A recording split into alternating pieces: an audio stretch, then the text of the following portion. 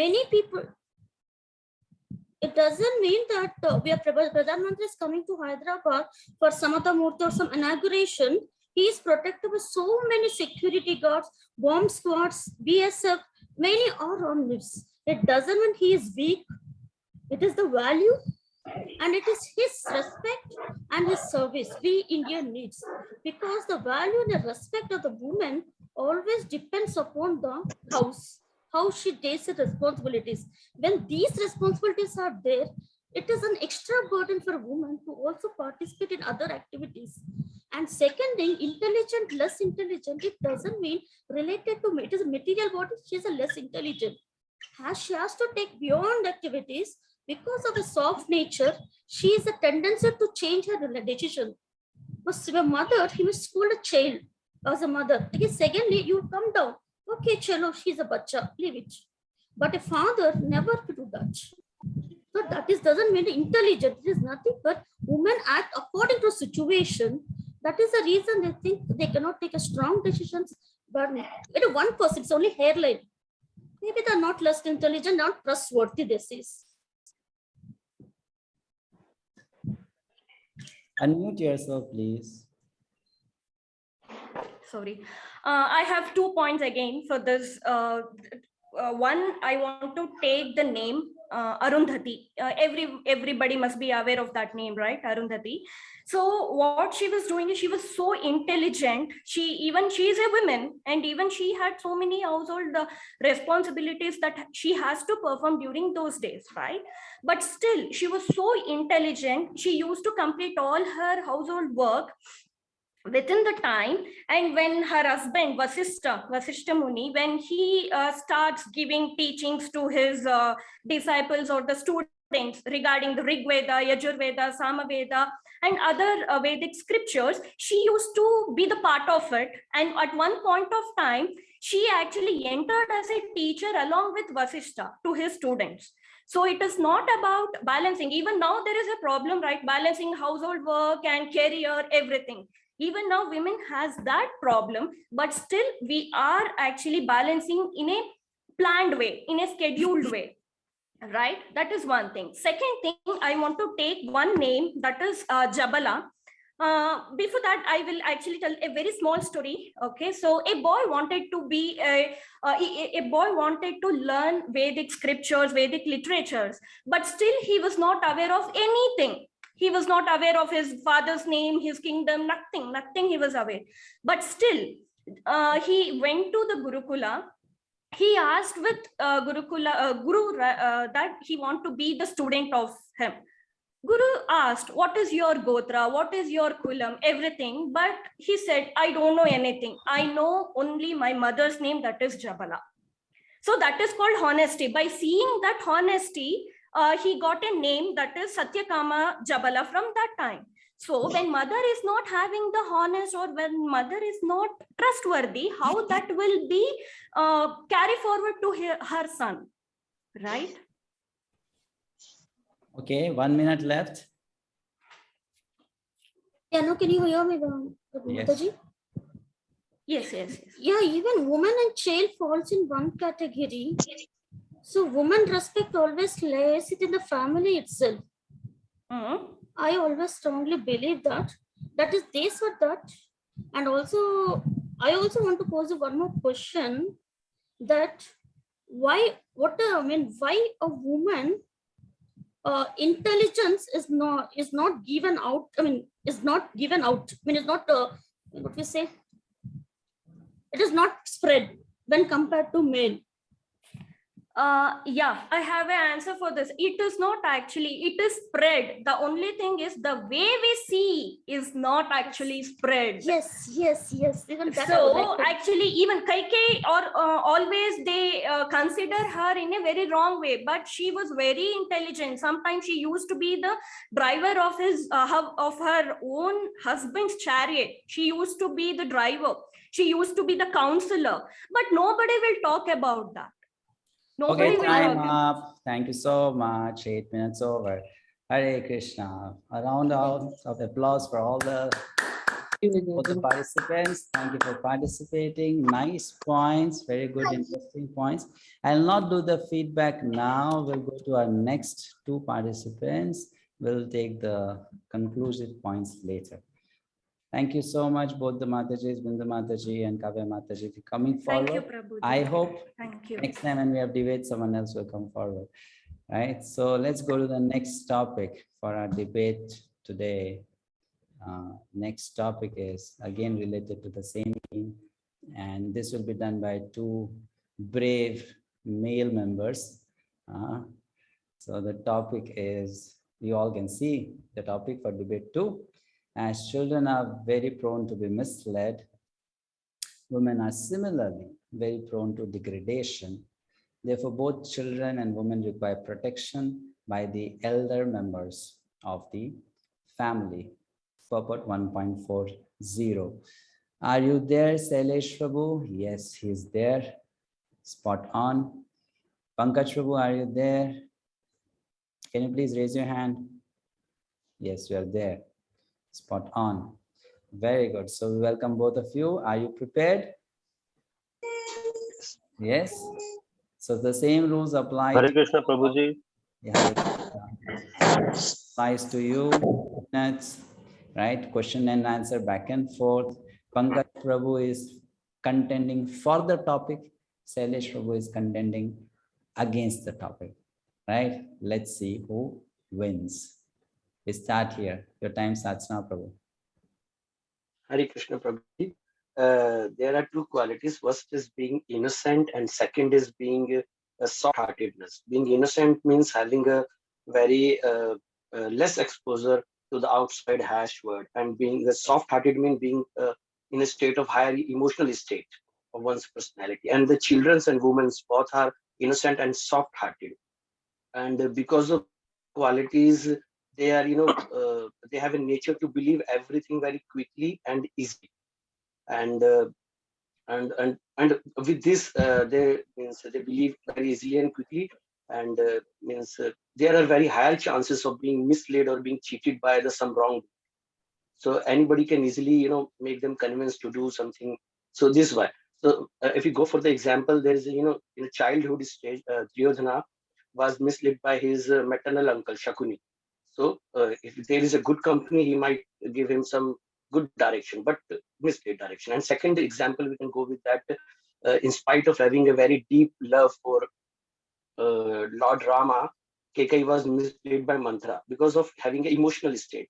So Mantra convinced her. We know the story, so we don't go into. But there is a one more side of this. When we see one more example, there is a example of Bhakta Prahlada.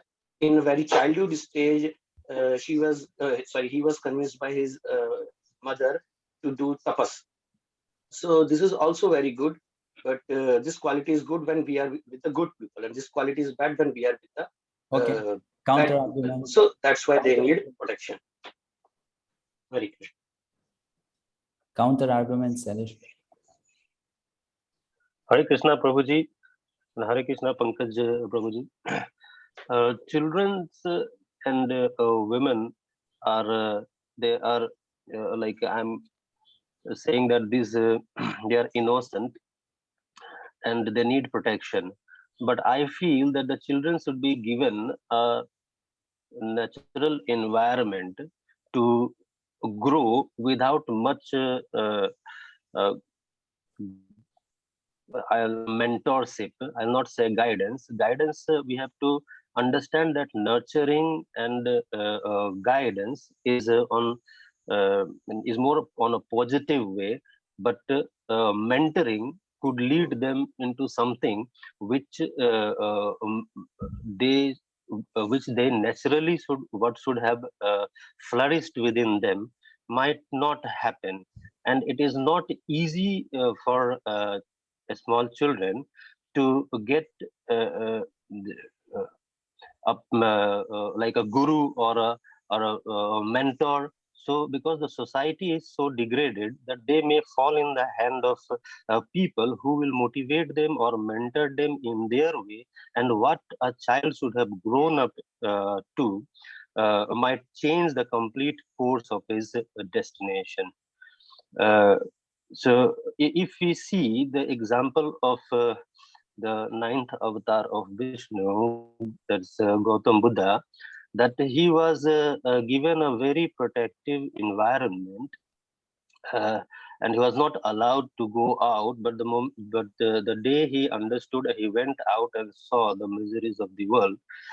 His course completely changed. But had he been in the same mentorship, the Buddha would not have become Gautam Buddha to spread the knowledge. Hare Krishna. Okay, Prabhuji, the point is that this you have to understand the term protection. Protection is not just only physical. It means the mental protection also means what they absorb mentally, what they thought, what thoughts are coming to them.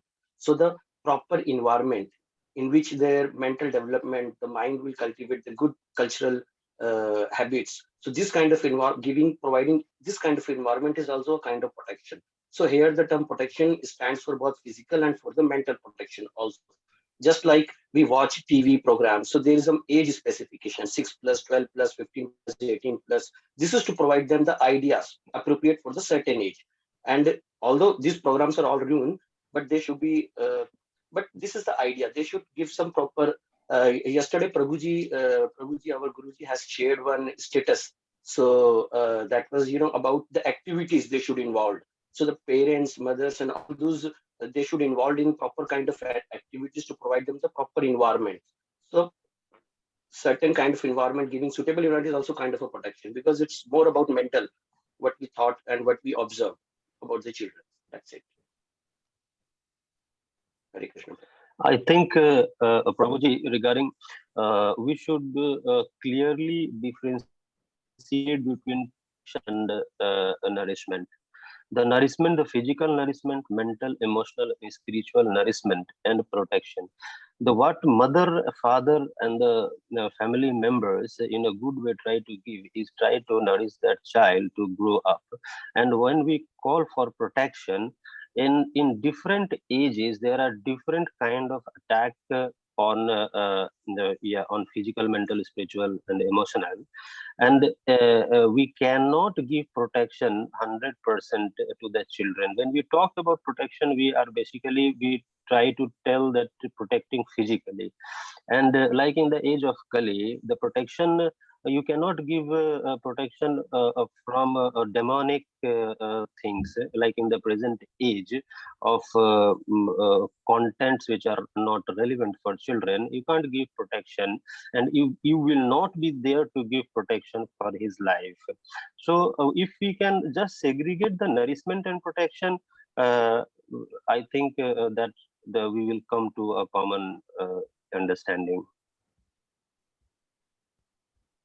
Yes, but there is no perfect protection. Then we cannot leave our part of duty. Our part of duty is to provide the good family culture and good thought environment, so that even the protection, the physical and mental, in both way we have to do some efforts. So it is quite natural to understand that people who are weak, or children as they are weak, so they will require protection.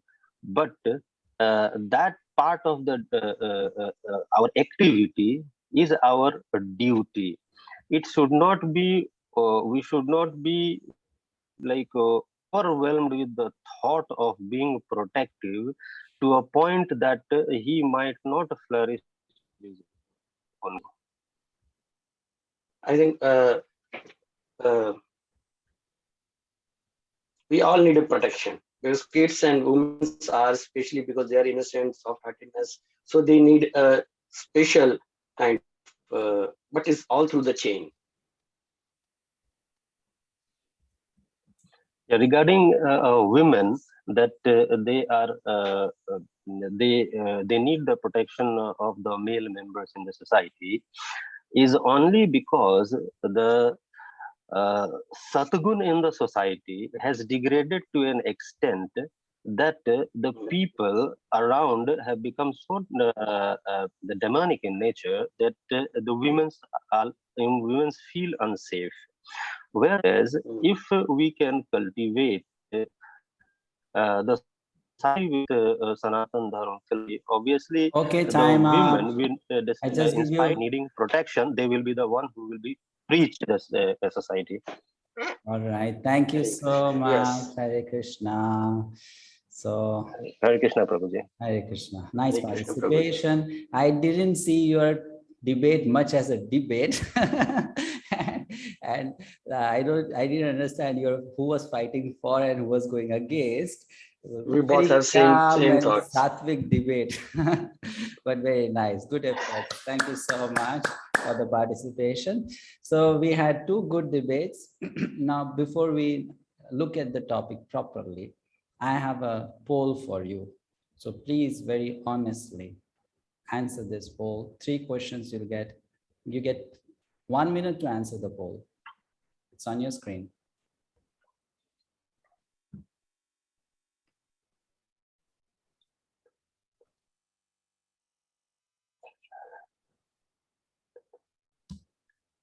First question. According to Chanakya Pandit, women are generally not very intelligent and therefore not trustworthy. Option 1, completely agree, completely disagree, partially agree, doubtful. Next question. As children are very prone to be misled, women are similarly very prone to degradation. Therefore, both children and women require protection by the elder members of the family. Completely agree, completely disagree, partially agree, doubtful.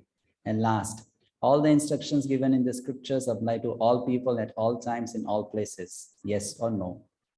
I hope the question is clear. Okay, let's see what the majority think. We have what kind of people in this room. So the first question, 46 people have answered, 47 answered, 48 answered.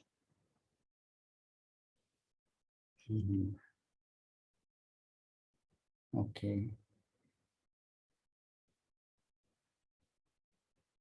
Okay, others please attempt who have not yet attempted. I'll give you 20 more seconds.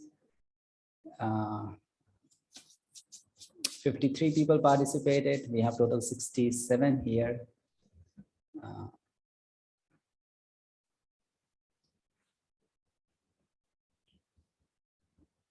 Okay, I end the poll and you can see the result. First question. According to Chanakya Pandit, women are generally not very intelligent and therefore not trustworthy. Completely agree. 14. Completely disagree. 11. 24. Partially agree. 6. Doubtful. Next question. As children are very prone to be misled, women are similarly very prone to degradation. Therefore, both children and women require protection by the elder members of the family. Completely agree. 29. Completely disagree. 3. Partially agree. 22. Doubtful. 1. All the instructions given in the scriptures apply to all people at all times in all places. Yes. 34. No. 21. Okay. Thank you so much for participating. So now let's look at the topic properly. Okay. After that, you get the break. So please mute your microphone. Man and woman. This kind of topic is always very, very sensitive and always very hot. And it is so hot that sometimes people feel it's safe to neglect this topic and just go out. Don't discuss about it. If you don't want to you don't want to have your name in the bad books of someone, then don't discuss this topic. Just avoid it, very beautifully avoid it. But I won't do that because we have not come here to study some sections of Bhagavad-gita. We have come here to study every single line of Bhagavad-gita, right? And we should do that with an open mind, in an unbiased manner. So before I discuss this topic with all of you, I would request you to do one thing. What is that? In whatever kind of body you are in this life, forget that. In this life, you are in a particular kind of body, a male body or a female body. For some moments, forget that. Okay, because when you want to analyze something, you need to have no pre-assumptions or preconceived ideas. Then you analyze it properly. So we are going to do an analysis now. For that, you need to forget that you are a man or you are a woman. That is not who we are. That is something external, right? So we are going to talk about that topic now. So you see, when you talk about man and woman, there are differences and there are similarities. What is different? The man's body is different from woman's body. Yes. Yes or no? Yes. The man's mind is different from woman's mind. Yes. Yes. Likewise, man's intelligence is different from woman's intelligence, and man's ego is different from woman's ego. All these differences are material differences, not spiritual difference. It is material difference. What is similar? Soul, Atma, same, no difference, same, no difference at all. But what is different is the body is different, the mind is different, the intelligence is different, and the ego is different. How many of you are parents with a boy child and also a girl child? How many of you are parents with boy child and girl child both? Or you have experience of parenting both kind of children? All right. So we have 6, 7 people here. Are both the same, male child and girl child? Their way of thinking, the way of dealing, same? No, not same, right? So we know that. So we understand there is difference on the material platform. Spiritually, there is no difference. Okay. So what is the difference? The difference can be seen with this example. The body that we have is a vehicle, and the soul is the driver of the body. On the basis of my past karma and desires, I got a particular kind of vehicle. Someone got a scooty, someone got a cycle, someone got an auto rickshaw, someone got a motorbike, someone got a small car, someone got a big car, someone got a train, someone got a truck, right? So different people got different external bodies on the basis of their past desires and karma. Now, those differences cannot be overlooked. Those differences exist because they are material differences. So those have to be taken into consideration. Like all of us who are present here, we belong to one species, human being. But the bodies are not same, right? The bodies are not same. The bodies are different. So if the bodies are different, why should there be any confusion in understanding that the minds are different? Why should there be any confusion in understanding that the intelligence is different? And why there should be any confusion in understanding that the ego is also different? Okay. Now, if you go to a hospital, you are sick. Does it mean you will have the same disease as the other person who visited the hospital? Same disease? No. So the medicine should be same or different? Different for different diseases. The body that we have, we should know one thing. It is almost like a disease. It's almost like a disease. And different body means different type of disease. And that's why the scriptures, they give different kind of medicines or instructions for different kind of bodies.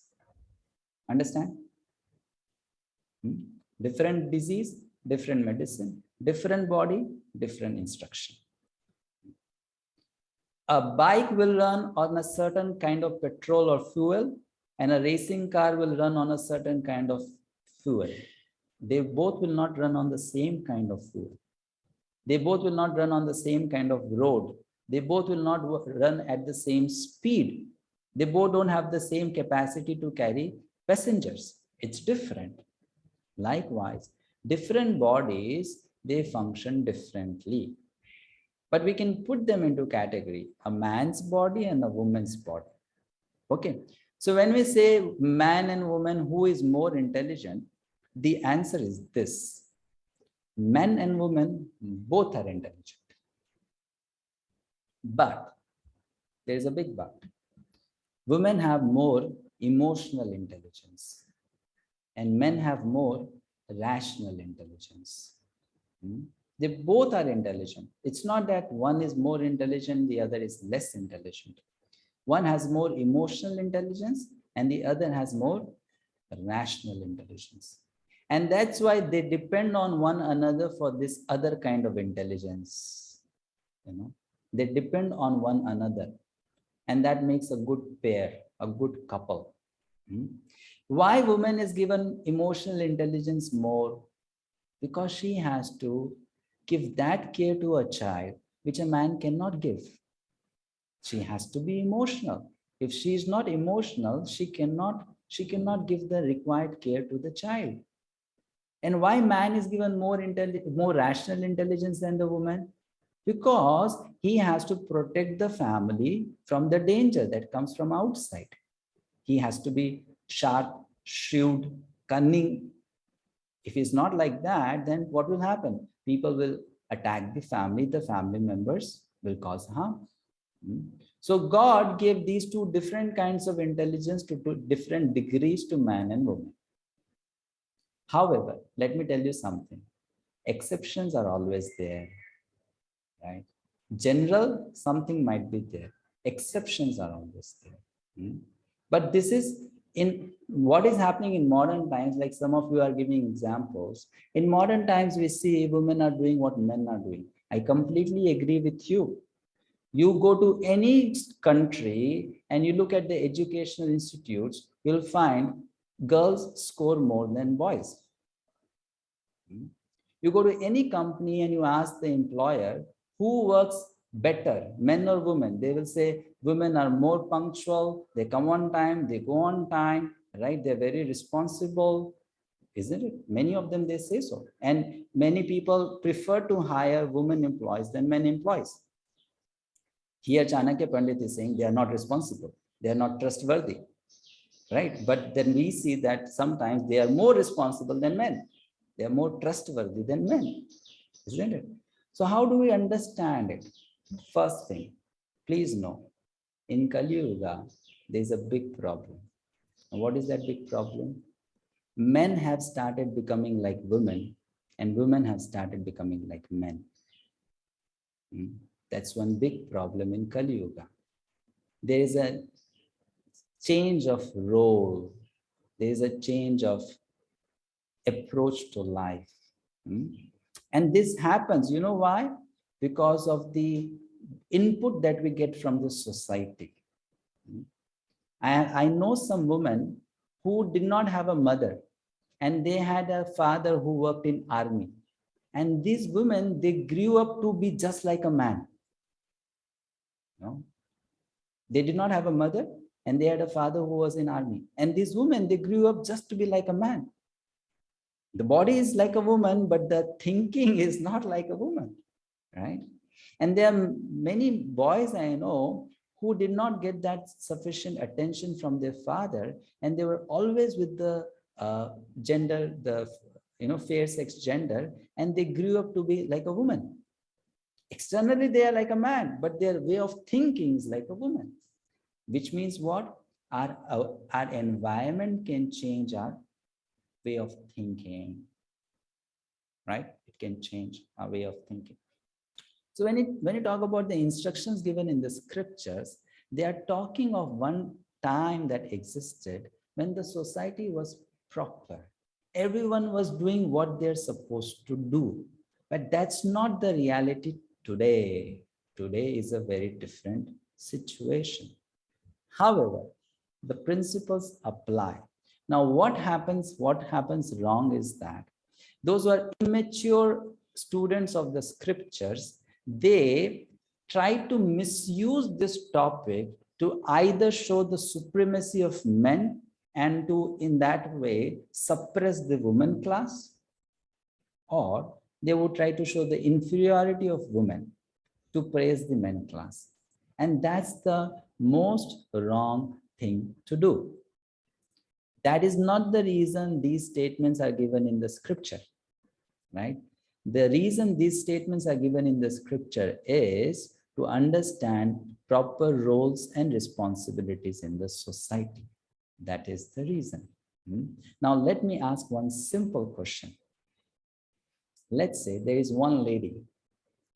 She is having lot of money. She is very intelligent, very smart, but she has no men, no husband, no son, no father, no brother, no bodyguards, right? No employees, no male members around her. And if she goes to a strange place, will she feel insecure, unprotected? I'm not talking about whether you are with your husband or your son or father, right?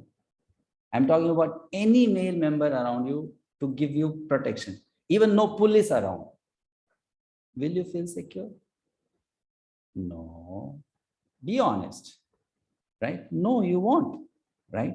So when we say women need protection, Chanakya Pandit says, he's not saying that women have to be suppressed. They have to be put in some confinement. What he's saying is that they don't feel secure in an environment where there's no protection, right? And they feel happy in an environment where there is protection. That protection can be from anyone, from someone superior, from someone equal, or from someone junior. Anyone. Now, let's take the example of Draupadi. Do you think Draupadi was an ordinary woman? No. A very, very competent woman. Handling 5 husbands. Imagine, very, very competent. Very, very competent. So competent that the queens of Dwarka, the wives of Krishna, came to her. And they said, we are 16,108. Still, we cannot handle one man. And you are one, and you are handling 5 men. What is the secret? Right? You are one, you are handling 5 men. We are 16,108. We cannot handle even one man. What is the secret? She was very competent woman. How much competent? She had 5 sons. She had 5 husbands. You know what? She was taking care of the entire treasury of the Pandavas. She was maintaining the accounts of the whole kingdom. And she had 1 lakh servants. How many servants? 1 lakh servants. She was managing all by herself. All by herself. Right? She was managing. But that lady, what happened? Think about this now. What happened? In this situation, what happened? In this situation, when she needed protection, where did she go? She had to go to her husbands. When the husbands denied, she had to go to Bhishma, Drona, right? So when we look at the word protection, we should understand protection doesn't just mean that, a lady needs physical protection. If she is a karate master, she doesn't need physical protection. But protection means physical, emotional, intellectual, and spiritual. That's what the protection is about. So when we study the statements in the scriptures, we should know the proper context in which is to be applied. Chanakya Pandit, when he says women are not trustworthy, he is not doubting their character, that she will not be a chaste wife. No. Chanakya Pandit is an acharya of Artha Shastra, not Bhakti Shastra, right? He's an acharya of economics and politics, not of devotion and gyan and dharma. So when he says women are not trustworthy, he's talking in a particular context.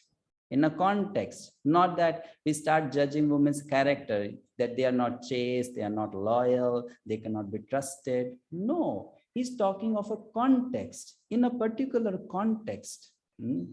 You cannot trust them. Why you cannot trust them? Because they are bad character?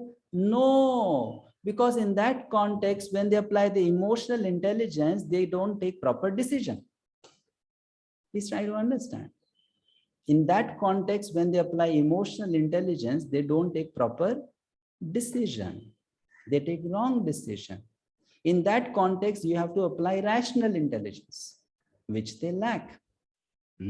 They will apply emotional intelligence, and in that way, they'll make a mistake. So if you depend on their decision, you will also get wrong. Right? But let me tell you another context. When a baby is crying, at that time, the intelligence of a woman should be dependent upon, not the intelligence of a man. When a baby is crying, then you have to trust the intelligence of the woman, not of man.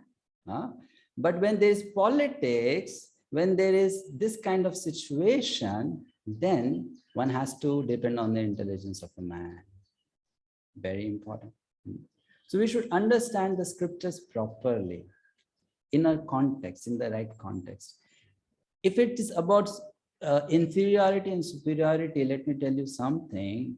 Scriptures are full of examples of ladies who are great devotees of Krishna. And there are also examples of ladies who are very chaste. There are also examples of ladies who are very powerful. Durga Devi, Lakshmi Devi, Saraswati Devi, very powerful, in charge administrators, right? But we have to understand the context. So when we don't understand the context and we don't understand the role and responsibility, then what happens is our ego is attacked by such statements, and we take it on the ego rather than understanding why those statements are there. Anyone who is knower of spiritual truth will not get affected by these statements, because honestly speaking, no one here is a male externally. One is a male, but internally, one is Atma, and no one is female. One is Atma. So when I am, let's say, having difficulty in taking that subject, that means I am still so much thinking I am the body. I am this body, right? But I'm not the body, and the body is different. And this, I'll tell you something very honestly, because we don't understand this topic properly, that's why we have so many relationship issues going on at present times in the society. Men and women, they don't understand each other, and they just cannot manage. They just cannot manage, because they don't understand how is the mind of the other person, how is the body of the other person, how is the intellect of the person, how is the ego of the other person. So I'll take those statements again. Okay, you have questions. I'll take questions later, because if once we start question answer on this topic, then the class will never get over. So we'll take questions on this topic after we complete the chapter. Now you can go for a 5-minute break. Okay, see you after the break, and then we complete the chapter, then we take question answers. Hare Krishna.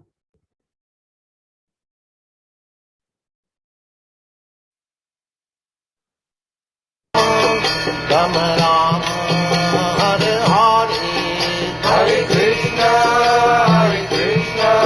Krishna Krishna, Hare Hare, Hare Rama,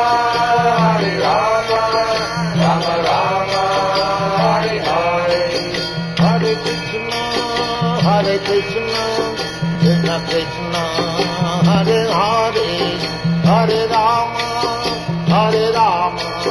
Rama Rama, Hare Hare, Hare Krishna, Krishna Krishna, Hare Hare, Hare Rama, Rama Rama, Hare Hare, Hare Krishna.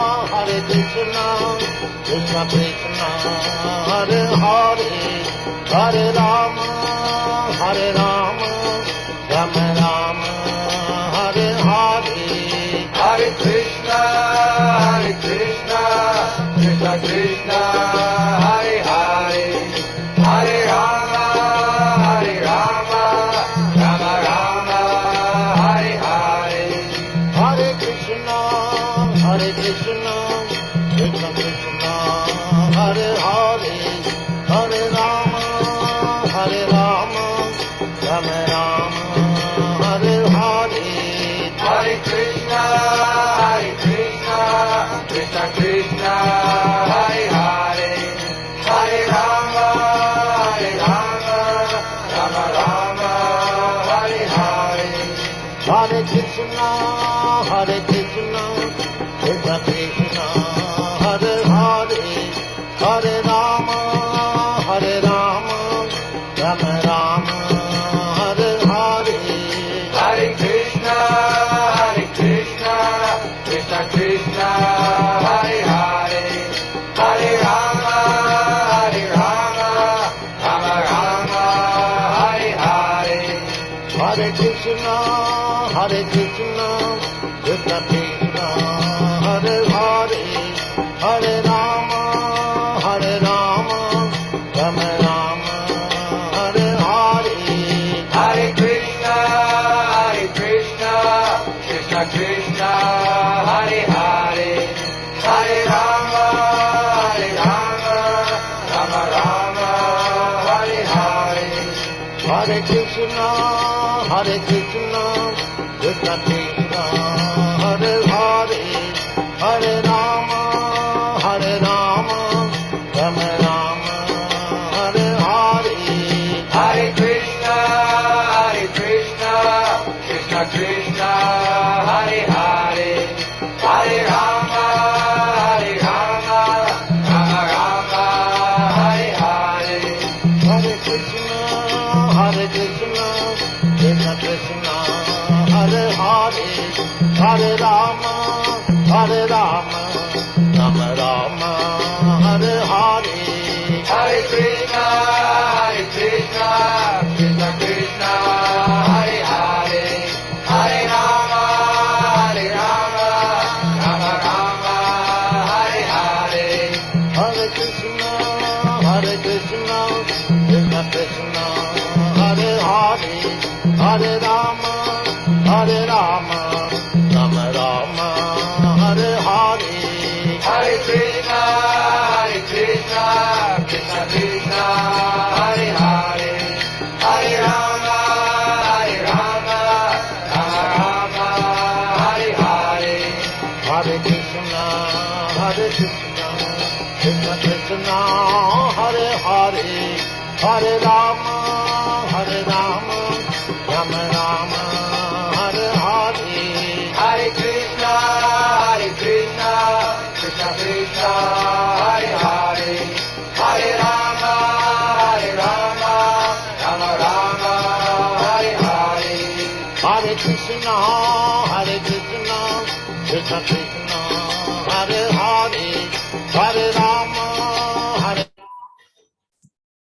Okay, welcome back to the session. So what we'll do now is, I know many of you must be having burning questions, so we'll keep that till the end of the class. Let's go to our next topic, which we have to cover, right?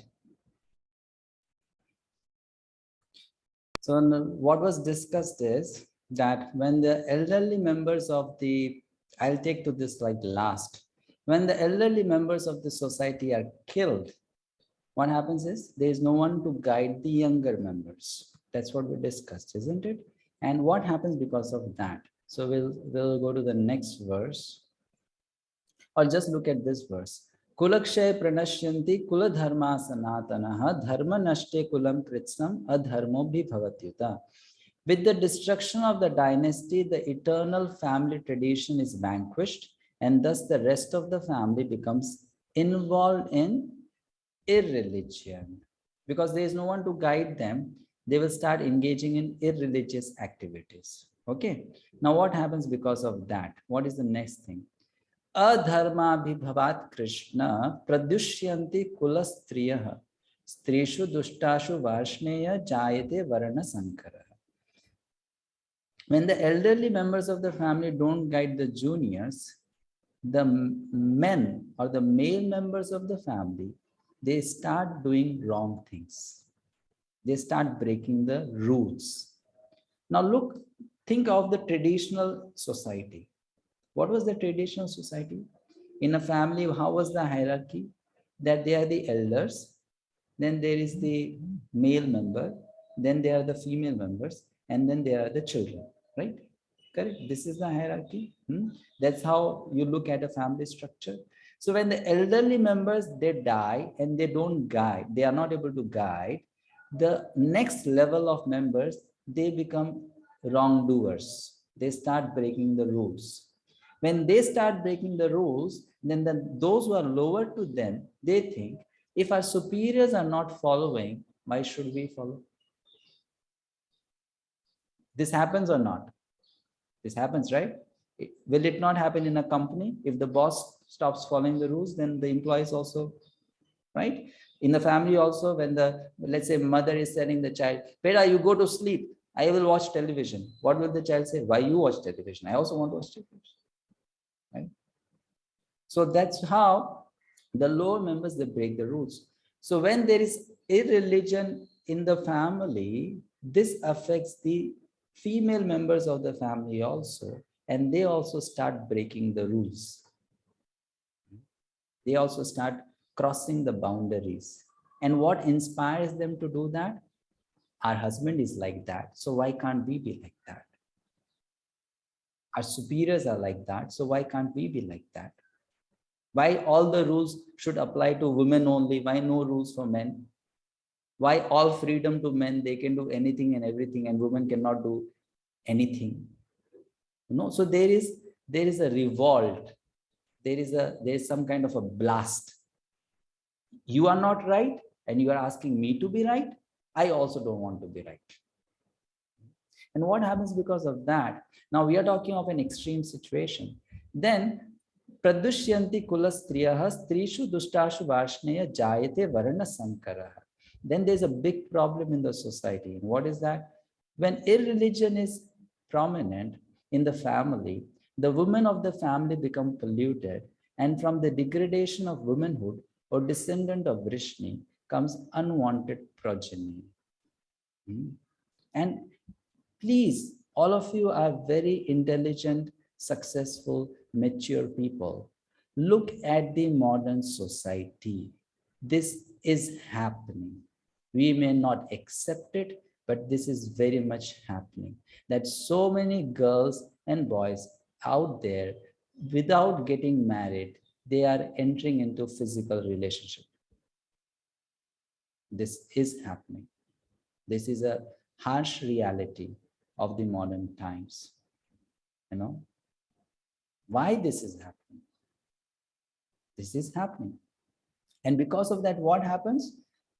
It is explained in this purport, very nicely explained, right? Someone would like to read the purport?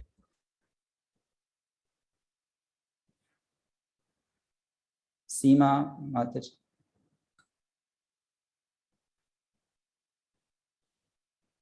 Please read the purport. Unmute yourself and read.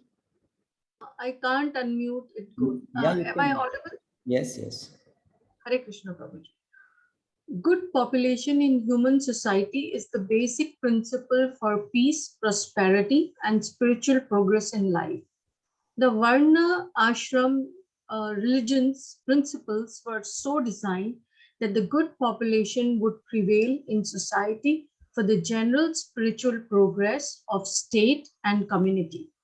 Such population depends on the chastity and faithfulness of its womanhood. As children are very prone to be misled, women are similarly very prone to degradation. Therefore, both children and women require protection by the elder members of the family. By being engaged in various religious practices, women will not be misled into adultery. According to Chanakya Pandit, women are generally not very intelligent therefore not trustworthy. So the different so the different family traditions of the religious activities should always engage them, and thus their chastity and devotion will give birth to a good population eligible for participating in the one ashram system. On the failure of such varnashram dharma, naturally the women become free to act and mix with men, and thus adultery is indulged at the risk of unwanted population.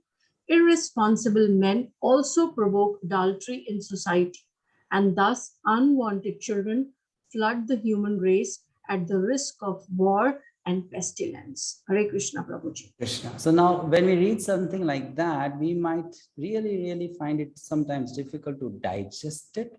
But once one lady lawyer, she came to meet me. Someone had brought her. We were sitting in the restaurant and we were talking about some topics. So she told me why in the Vedas such kind of picture is created about the women class. So I asked her two questions. Ma'am, you are a lawyer. You have worked in the court and you have dealt with so many cases.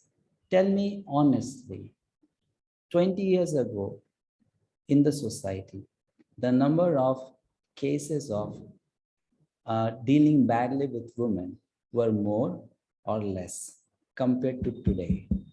And she said, less, not more. And then I asked her, do you have a daughter? She said, yes. How old? 20.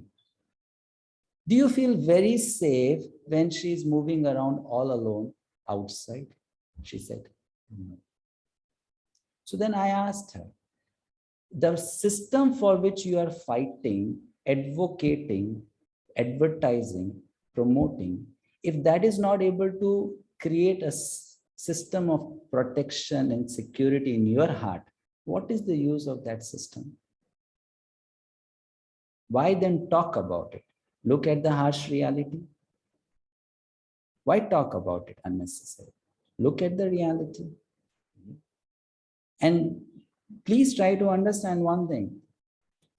Scriptures, when they say certain people need protection, it's not because they are inferior, but because they are treasured. They are valued. They have a greater role to play. You don't give security to a havaldar, constable.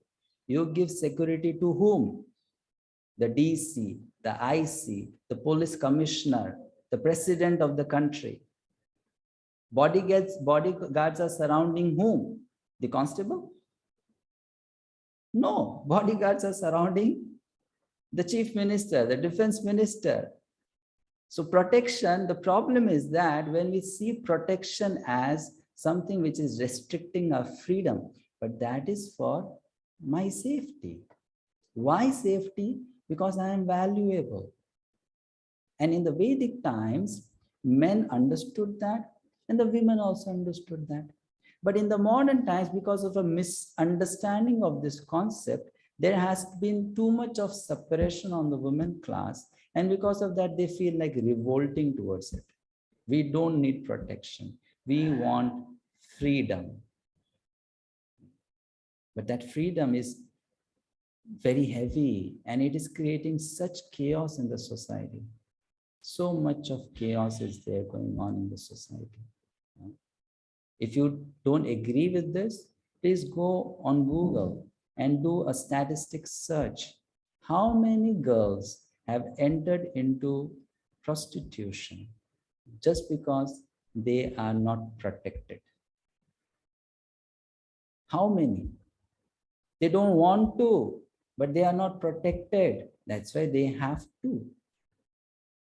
Right? So why not think about that?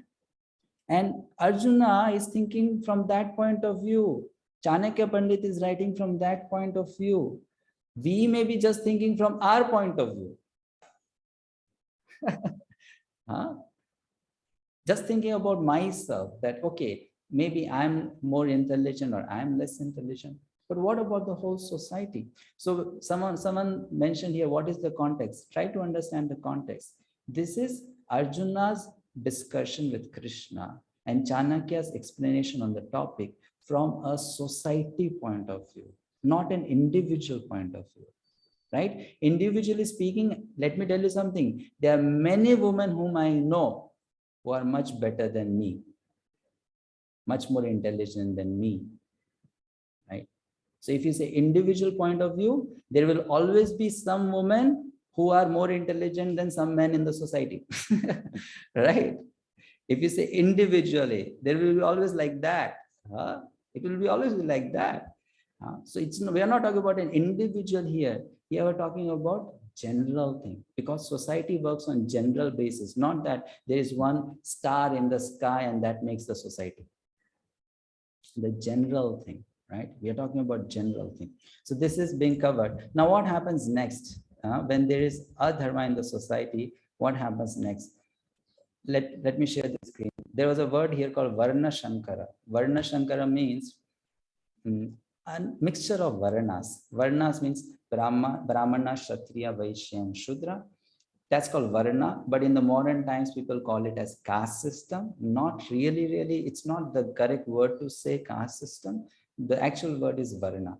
Mixed Varna means a Brahmana gets married to a Kshatriya gets married to a Vaishya gets married to a Shudra. That's called mixed Varna, mixture of Varnas. What happens because of that? Unwanted progeny.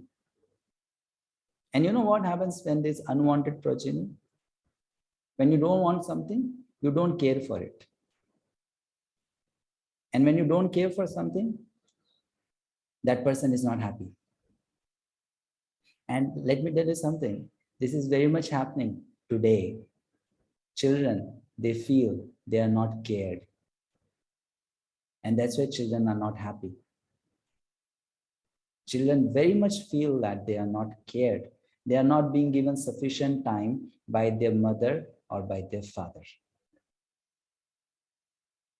And all kudos to our nuclear family system. We don't have grandparents for children. We don't have uncle and aunt for children. We don't have cousin, brothers and sisters for children. We only have maid servants for our children, right? Or put them in baby care. Father doesn't have time, mother doesn't have time, no grandparents, no cousin, brothers and sisters, no uncle and aunt. And then you leave the child at home with television and then you complain. My child is whole day watching television. Is this not happening? Let me tell you a story. It will open your eyes. I was working in Mumbai before as a teacher. I used to go to home and take private tuitions. So one day at 9:30 p.m., I was going back to my place of stay, residence. I got a call from a lady. Sir, can you please come home? I said, why?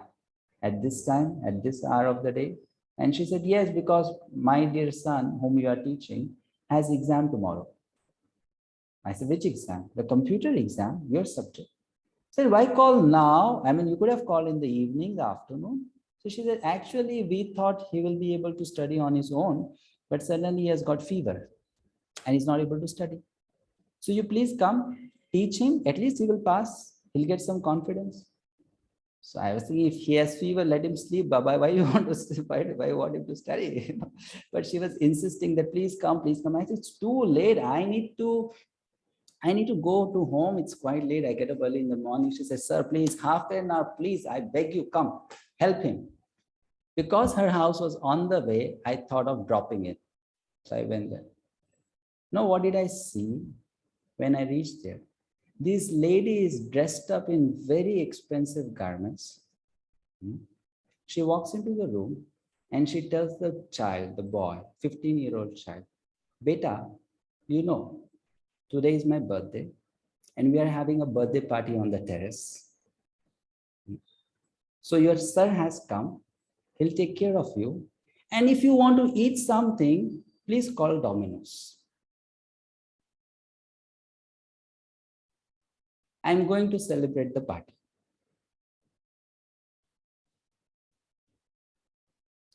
This is what it's not I'm making up. This happened.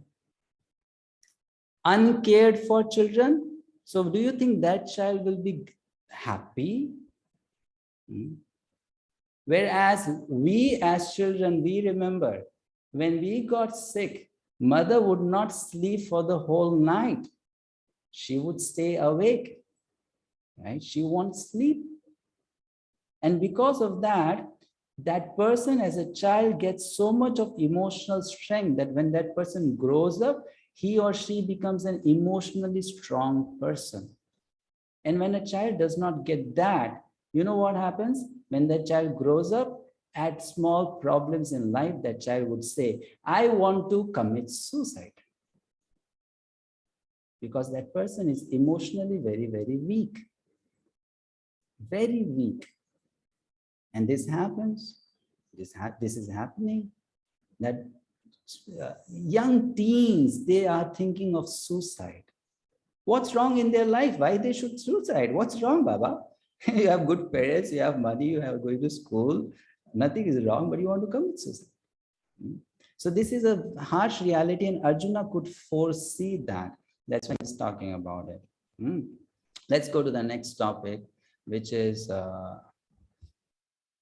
Sankaro narakayaiva kulagnanam kulasya cha patanti pitaro hyesham lupta pindodaka kriyaha.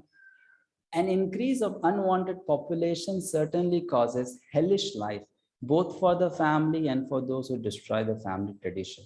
The ancestors of such corrupt families fall down because the performance for offering them food and water are entirely stopped. So here we have a new subject to be discussed called Pinda Udaka, also known as Shraddha. All of us have ancestors who might have died, and we do something to benefit them spiritually. That's called Shraddha ceremony, right? Those who belong to Indian culture, Vedic culture know about it. So Pinda Udaka is made up of two words. Pinda means food, normally rice, and Udaka means water. And that has to be offered to the ancestors, the dead ancestors. And this offering should not be some normal food. It should be Lord Vishnu's prasadam. Lord Vishnu's prasadam. Then the ancestors will get some benefit. If you just feed them ordinary food, they'll not get any benefit. It has to be Vishnu prasad, sanctified food. Then they get spiritual benefit.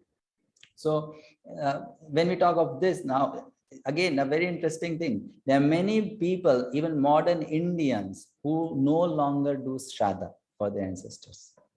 They don't believe in it. You know, there was a scientist in Kolkata. He said, I don't believe in this stuff. Let's say I'm living in second floor and you give me some food on the ground floor. Will it reach to me? I don't believe in all this stuff. But they don't understand that the physical body can eat, the subtle body can eat, the mental body can eat. There is food for different kinds of bodies. So they won't understand these things because their intelligence is very dull. But we know it's a science. What is a science? I'll not maybe talk today, but I'll now ask you to quickly answer these questions. Are you able to see the screen? No. Raise your hand if you answer. First question. What is Pindadan? What it is? First question. What is Shraddha? Kavya Mataji. That means that will be done once in a year, and it is like food will be offered to the ancestors. Okay, so basically offering of periodical food, not necessarily once a year. Once in a month also actually, but then it is done once a year because that's more economical and practical. But one can do once a month also, no problem. A periodical offering of food and water to forefathers. That's called Pindadan. Okay. Next question. Based on what? Now we do this, but we do this based on what? What is the section of the Vedas that talk about it? Who knows the answer?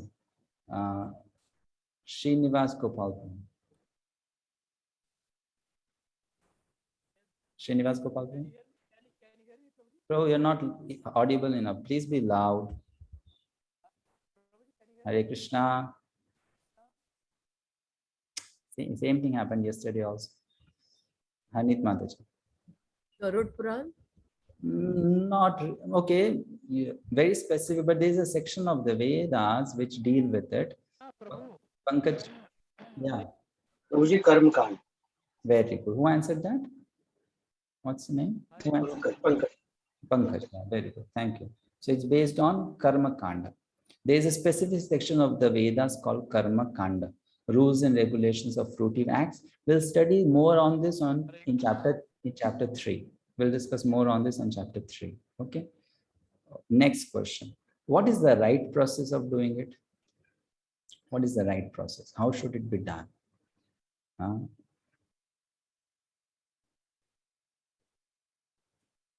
Guru Mayim Prabhu.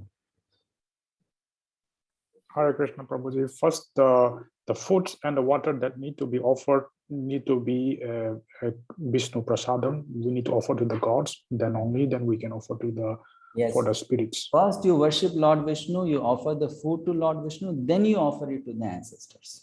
Right? You see, if you just give them food which is not Vishnu Prasadam, then there's no point in doing this. There's no point in doing this. It's not that, they are hungry out there and they're not getting a rice, dal, chapati. It has to be pure food, sanctified food. Then they get the benefit of it. Yeah. So this has to be understood. Why do it now? Next question. Why do it? Who knows? Bindu Mataji, you know the answer? Why do it? Hare Krishna Prabhuji, for karma bandhan, because we have a relationship within the physical body. So for that we do it. Karma bandhan. Okay, very good. So you see, because you belong to the same family, we have something known as collective karma. There is individual karma, there is collective karma. Individual karma is my things and the results for that. Collective means we are together. So whatever we do together, the reaction comes. That's called collective. So we are connected to them because of having family bonds. And perhaps it was true that they did not live a pure life. They led an impure life. Because of that, they are stuck in their progress, spiritual progress, or they are stuck in their journey. We want to help them. That's why we do that. We want to help them in their journey, in their progressive journey. They are stuck. They are not getting a body, a material body. So we want to do that. Now, who is not obliged for this? Who is the person in this world who can say, I need not do this? I am free. Anjumadari. Devotees of Lord Krishna. One who is doing devotional service can say, I don't need to do. Devotees are not obliged. Why devotees are not obliged? Yes, Mataji, Anjumadari. Yeah, because those who are into devotional service, they can liberate many generations before and after. Very good. Just by their bhakti, not just one forefather or one ancestor, they can liberate many ancestors. But though those who are doing bhakti, they need not do this, they should still do this. They should do. They must do. Why? Because we all are not yet devotees of highest caliber or pure devotees. We are trying to become devotees. We are devotees to some extent, right? And we want to also teach others by good example that this is something to be done. So we should do. Okay. Is this clear? What is Pindadan? That we have some ancestors, they died because of some wrong things they did in life. They could not get a next birth. And that's why to help them, we want to do this to them. When do you stop doing it? When they are gone to next destination, you stop. Then no need to do. Then no connection. How would you know that they are gone? Two ways you would know. If the generation gap is very long, then you stop doing it. Or sometimes they send signals that now you need not do for us. They send messages. You stop doing it for us. So then you stop. Two ways you stop. Okay. Questions on this I'll take later. Let's go to the next slide then. Now we are discussing the progression of destruction in dynasty. So what happens next? Dosharete kulagnanam varna sankara karkehi utsadyante jati dharmaha kula dharmascha shashvataha. By the evil deeds of those who destroy the family tradition and thus give rise to unwanted children, all kinds of community projects and family welfare activities are devastated. Okay. And then what happens next? Utsanna kula dharmana manushyana janardana narake niyatam vaso bhavatiti anushushama. O Krishna, maintainer of the family, or maintainer of the people, I have heard by disciplic succession that those whose family traditions are destroyed dwell always in hell. So this is what Arjuna says here. Arjuna is talking very good logic here. So we'll look at this chart, which explains this verses very nicely. First point, destruction of family, death of elder members. What does that cause? Second point, destruction of family, religious traditions. The religion will get destroyed. Kula dharma, jati dharma. Means Kshatriyas will not do what Kshatriyas are supposed to do. Brahmanas will not do what Brahmanas are supposed to do. Vaishyas will not do what they are supposed to do. And they have their individual family ceremonies, rituals. They will not do that. What happens because of that? The the younger men members or male members become irreligious.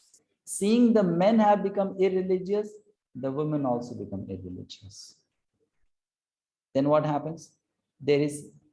Women become polluted by wrong kind of people, unchaste, degraded, and then there is unwanted children in the society, unwanted progeny in the society.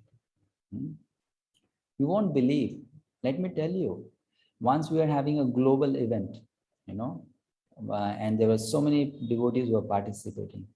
An intruder in a Zoom call like this, he joined in. A young boy, maybe 18, 19-year-old. And we could see him, he was having video on, and his name was Paper Eater. Paper Eater. And this person was, tearing off papers from the notebook, making them into balls and eating them, gobbling them down. And in just 2 minutes, he must have eaten 50 papers. This is called unwanted population. Now imagine what kind of person this would be. Crazy, right? Or you can say insane, pagal, mad person. And world is getting full of such people. Unwanted progeny. Unwanted progeny. And then what happens because of that? There is hellish life for everyone. For the ancestors and also for the future generation. Why there is hellish life for the ancestors? Because the younger generation will not do Pinda Dan, no Shraddha. And why there is hellish life for the future? Because you broke the system. The religious system is broken. So no hope. Finish. Right? All corrupted. Protection system devastated. And Arjuna is thinking about all of this. Can you now appreciate what kind of intelligence Arjuna has? Thinking about this on a battlefield. Even most intelligent people of the present day society won't be able to think like that.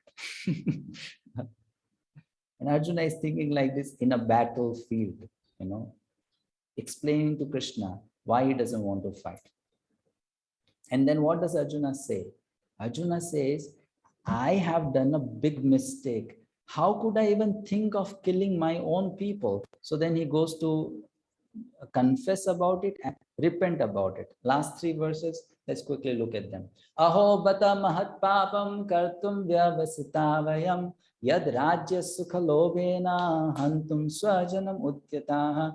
Arjuna is saying, alas, how strange it is that we are preparing to commit greatly sinful acts. Driven by the desire to enjoy royal happiness, we are intent on killing our own kinsmen. He's saying, alas, how could I even think that I can kill my guru, my fathers, my father-in-laws, my brothers? How could I even think like that? Arjuna is saying that if I kill them, that is wrong. Okay. But even thinking that I will kill them, that is also wrong. Just because I thought like this, what I should do now? Prayaschitta, atonement. I should do an atonement. So what is atonement? Let's look at that. Someone can read this. Let's say on the screen. Kavita Mataji, please read. Hare Krishna Prabhuji. Atonement, Prayaschitta.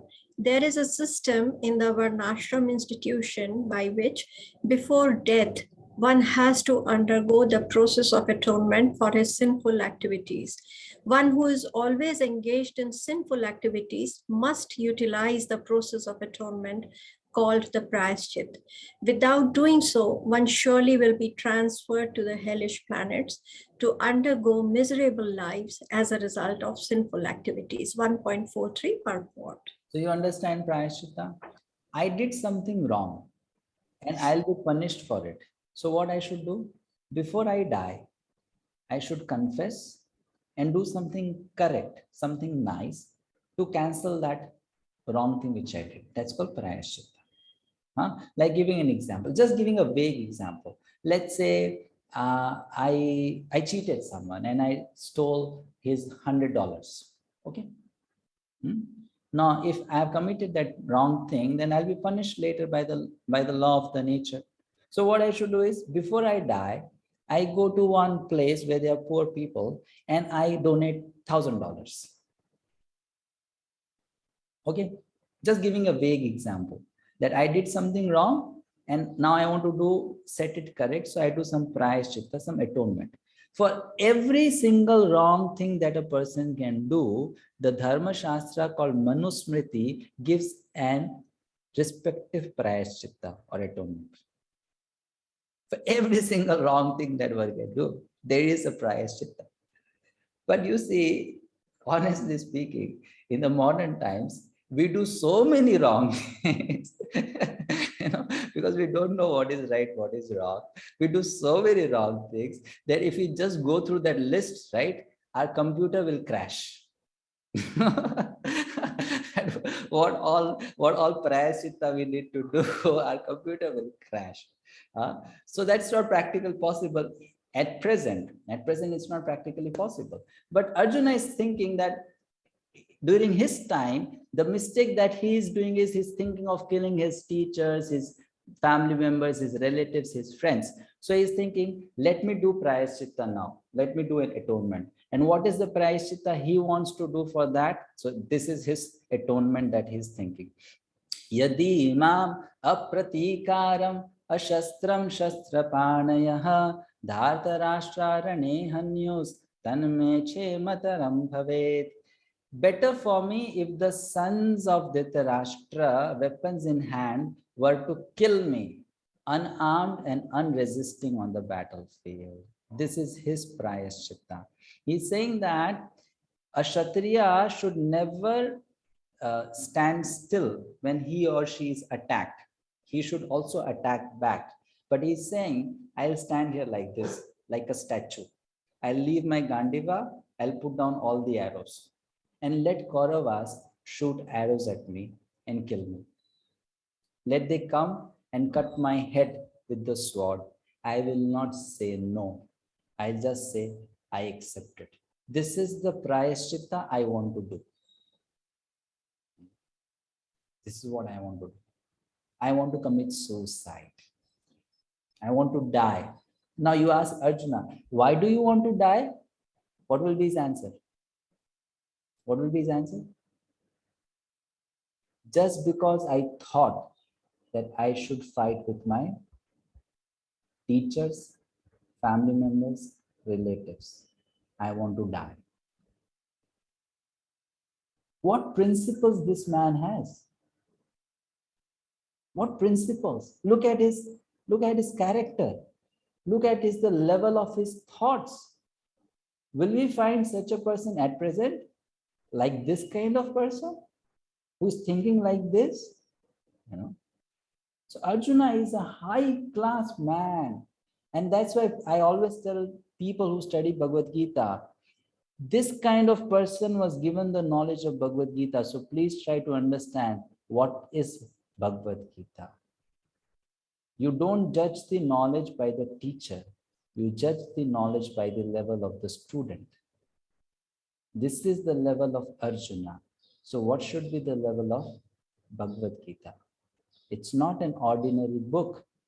It's a scripture for actually very qualified people. Every single statement there is for people of highest caliber who think like this. Now, this is his thinking. Just because I thought in a wrong way, let me die. Let me die. I'm eager to die. Sacrifice my life for that. Okay, so someone please read the purport, a short purport. Who would like to read? Okay. We have some very super enthusiastic people and some are having no enthusiasm. Okay, Satyadeva Prabhu. Hare Krishna Prabhu. It is the custom, according to the Kshatriya fighting principles, that an unarmed and unwilling foe should not be attacked.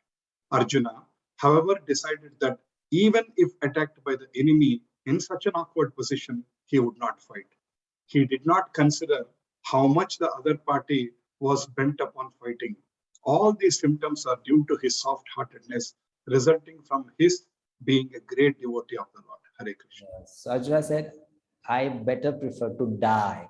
And then Sanjay ends the scene, he ends the episode by saying, Eva muktva Arjuna sankhe rathopastha upavishat visrijya sasharam chapam shoka samvigna manasaha. Sanjay said, Arjuna, having thus spoken on the battlefield, cast aside his bow and arrows and sat down on the chariot, his mind overwhelmed with grief. Achyut Kishori Mataji, please read. Hare Krishna. Purpose. While observing the situation of his enemy, Arjuna stood up on the chariot, but he was so afflicted with lamentation that he sat down again, setting aside his bow and arrows. Such a kind and soft-hearted person in the devotional service of the Lord is fit to receive self-knowledge. Thus end the Bhaktivedanta purpose to the first chapter of the Srimad Bhagavad-gita in the matter of observing the armies on the battlefield of Kurukshetra. Hare Krishna. Hare Krishna. So congratulations, we have completed one chapter of Bhagavad-gita. So one benchmark is covered, right? And all of you survived till now. Okay, so now we can take your questions. Today I know we'll have a long question and answer session. So those who feel like leaving, please leave without feeling any hesitance. You can leave the room and later on you can watch the recording to catch up with the question and answer session. Srinivas Gopal Prabhu. Hare Krishna. Again, you are not having microphone problem. Can't hear. Be loud, Prabhuji. Be loud. Hare. Not clear. Yes. There was a topic of Vata Chakra, caste system, but as I thought, we preach. Can you hear? Your voice is not clear. Can you put the question in the chat box? It will be shorter also and more easily understandable. Yes, Guru Mai Prabhu. And those who have put lots of questions previously in the chat box, please put them again because I won't have to scroll them to again the beginning. Guru Mai Prabhu, yes. Hare Krishna Prabhuji. Prabhuji is related to the Shraddha ceremony. In Manipur, we don't worship Vishnu. We worship only the Govinda and Lord Jagannatha. So when we perform no problem. Same, it's same. So when we perform the Shraddha, we offer the prasadam is only to these two deities only. I told no problem. They are all same Vishnu category. No problem. Okay. So there is nothing wrong in that one, right? No. So, okay. It's one category. Vishnu means Vishnu Tattva. Vishnu comes, Jagannath comes, Narsinga comes, Krishna comes, Lord Ramachandra comes, everyone comes in.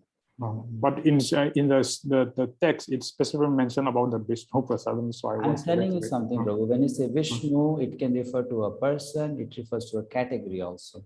Vishnu Prasadam means any Vishnu Tattva is Vishnu Prasadam. Jagannath is Vishnu only. Krishna is Vishnu only. Govinda is Vishnu only. Right? Okay. So Vishnu here refers to Vishnu Tattva, Vishnu category. I see. It's not just one Vishnu. There are millions of Vishnus. Right? So we are talking about the category. Fine? Okay, yeah. Tarpan is the same as Shraddha? Not really. Tarpan is not exactly Shraddha. It's a part of Shraddha. It's done once when the person leaves the body. That's called Tarpan. Okay, next question. Rohit Prabhu. Hare Krishna Prabhu. So what about the people of other religions who do not follow the Pindadan system? So they will have problems. Their ancestors will have problems. But in their scriptures, I don't think there is mention of the Pindadan I system. told no, their ancestors will have problems. But in the scriptures, they should mention, right? So that scriptures also don't mention that. Please try to understand.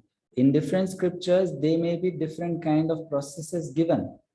You know, not that it will be same as what is given in our Karma Kanda. If you look at Bible, if you look at Quran, they all have their types of Karma Kanda. They have their demigods and demigoddesses. They will call them as angels, and then they will have different procedures of worship. It may not be the same as what we do, but they also have a process. In all the religions, there is a process of prayaschitta. Atonement is there, right? In Christianity, atonement is there. In Quran also atonement is there. Okay. But what we are now trying to understand, see, in Kali Yuga, followers of Vedic Dharma are not following. So how do you expect people outside Vedic Dharma follow properly? Yeah. It's the chaos everywhere. It's not that there is no system given by God or there is no system in different religions. The problem is that the followers are not following it. And that's why they'll have problems. Even Vedic system followers, if they don't follow, their ancestors will have problems in life, which means they'll not get a promotion, they'll become ghosts, they'll not get a body, they'll be just moving around, and it will happen with other religions also. So when you talk anything as a religion, the system is correct. They have their system. But the thing is, as Kali Yuga progresses, the system is falling apart. But if you read the books, there are books, certain books are there, if you read them related to Christianity or Islam, they have all these things. There are demigods, there are demigod worship, there is atonement, their own understanding of heaven and hell, all these things are there. You find a lot of karma kanda in them also. Actually, that whole religion is so much into karma kanda. You don't get the other section more, which is like Jnana Kanda is very less, and Bhakti Kanda is also very meagerly there, But then Karma Kanda is there, so much there. Okay? Okay. Fine. Hare Krishna. Thank you. Next, who has a question? Satyadeva Prabhu. Prabhuji, Dandavad Pranam. Actually, my question is just related to the previous Prabhuji you answered. I always think about, because if you see the entire world, only in India, just some category of the people are following the Pindadan and ancestors and kind of things. And then you have 90% of the entire world is not doing any of this. Does it mean that 90% of the world, their ancestors are struggling to go up? If the ancestors lived a hellish life, yes. Not necessarily all the ancestors must have lived a hellish life. And we should know one thing, that not all ancestors get stuck, because different people, they commit different levels of sinful activities, no? Some get the punishment in Yamaloka, they get purified, they get the promotion. Some, they don't. So we should know not all ancestors become pitras. Please try to understand. Not all ancestors become pitras. Only those who are stuck, they are in that category. Those who are stuck. Not all will get stuck. It's not that it's a general process that everyone will get stuck and then they need someone to help them to move further. Yeah. So not that all get stuck. Same thing with other religions. They don't, not that all will get stuck. But when it comes to Kali Yuga, we should know one thing. There is so much of chaos everywhere. The whole system, even at the level of demigods, it is all chaotic. People are really stuck in their progress. And when will they get the next body is a big question. Okay. Very big. Also, this question comes up, Prabhu, because, for example, I know my father was doing for his father for more than 50 years. Every year he was advised to do, and throughout his life they were asked to do. But we really, there is this question like the person would have already taken a rebirth. Yeah. But why we still continue to do it? Whom does this go? Because if you love someone, you want to take a risk, no? For the favor of that person. You see, it's not a question of practicality, it's a question of your concern. So if you are not sure, what would you prefer to do? You would continue, right? Yeah. Because you are not sure. So that's why they continued. Okay. I was listening to one Prabhupada's lecture recently, was just talking about the difference between one life and next life is just 7 months. So I was a little confused. No, that is when you don't have any halt. You just get the next body immediately. Okay. Like, you are in this body and your next body is already finalized. There are no breaks. There's no waiting list and you just have to go there. Then it is 7 months. Okay. But if there is a halt, then it can be for a long period of time.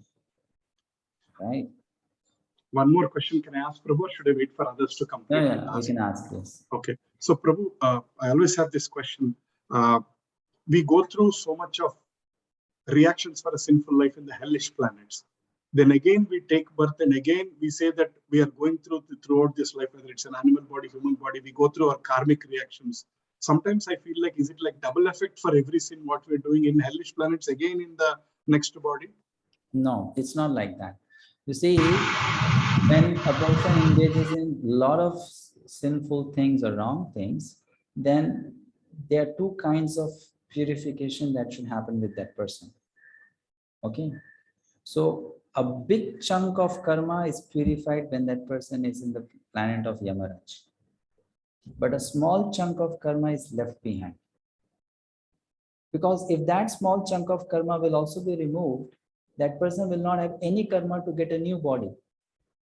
And if that person doesn't get a new body, there is no opportunity then to rectify one situation and go back to body. Right? So most of the things are cleared there and some residual is there. Residual is left behind. That residual has to be cleared in the other bodies that are coming forth. That's the reason. Okay, Prabhuji? Right? Fine, thank you. Bindu Mataji. Can I ask you a question? Yeah. I'll come to you, Mataji. There's a list, there's a line here, waiting list. So you please raise your hand and I'll come to you. Bindu Mataji. Krishna Prabhuji. Prabhuji, you said Varna Sankarna. So when I'm referred to debate, I came to know that the Varna Sankarna mix of Varnas. But when I was referring to the debate, they said that in Kali Yuga, all are Sudras in Srimad Bhagavatam, something 1.10. So then how?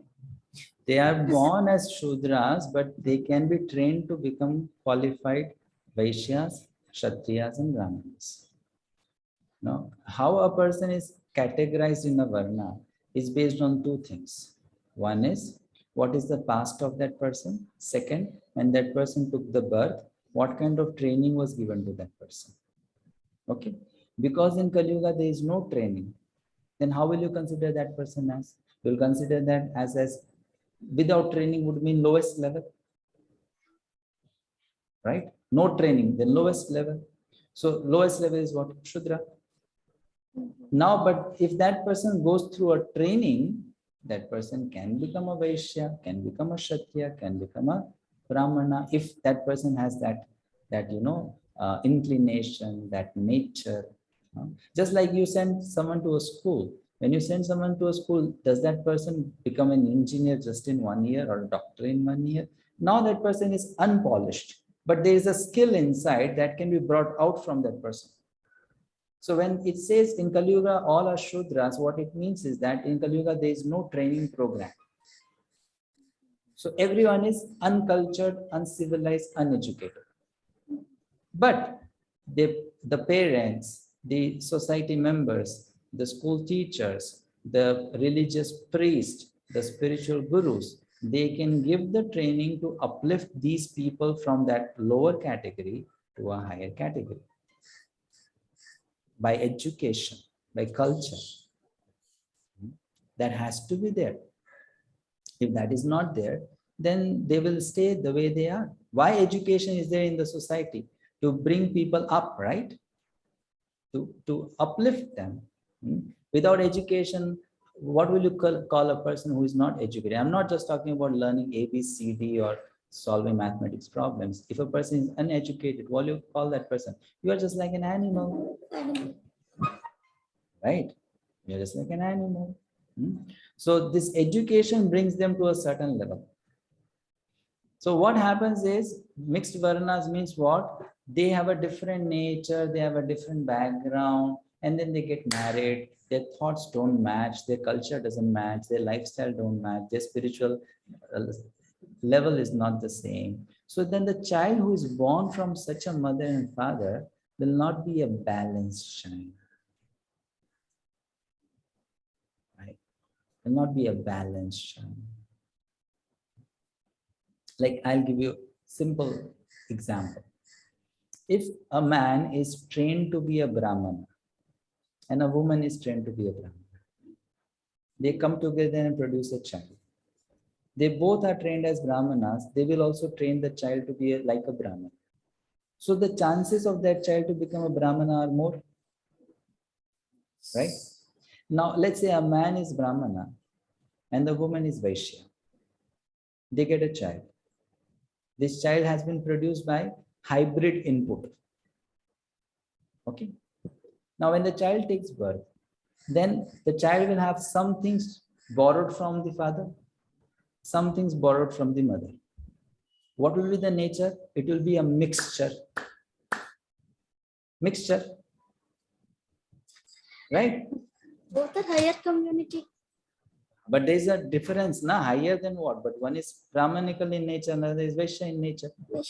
So what will be the problem? This child will have so much difficulty in understanding what is my nature. Should I become a teacher or should I become a businessman?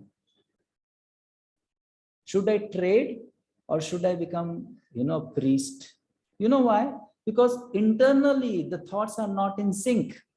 And that's happening so much at present days. Come on, look at the reality. 22, 25, 28-year-old boy and girl, you ask what you want to do in life. I don't know. I am confused.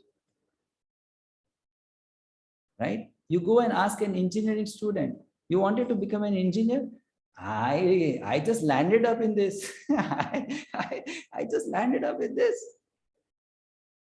And after 10 years, he'll change his profession and he'll say, now I realized I should be a carpenter, not an engineer.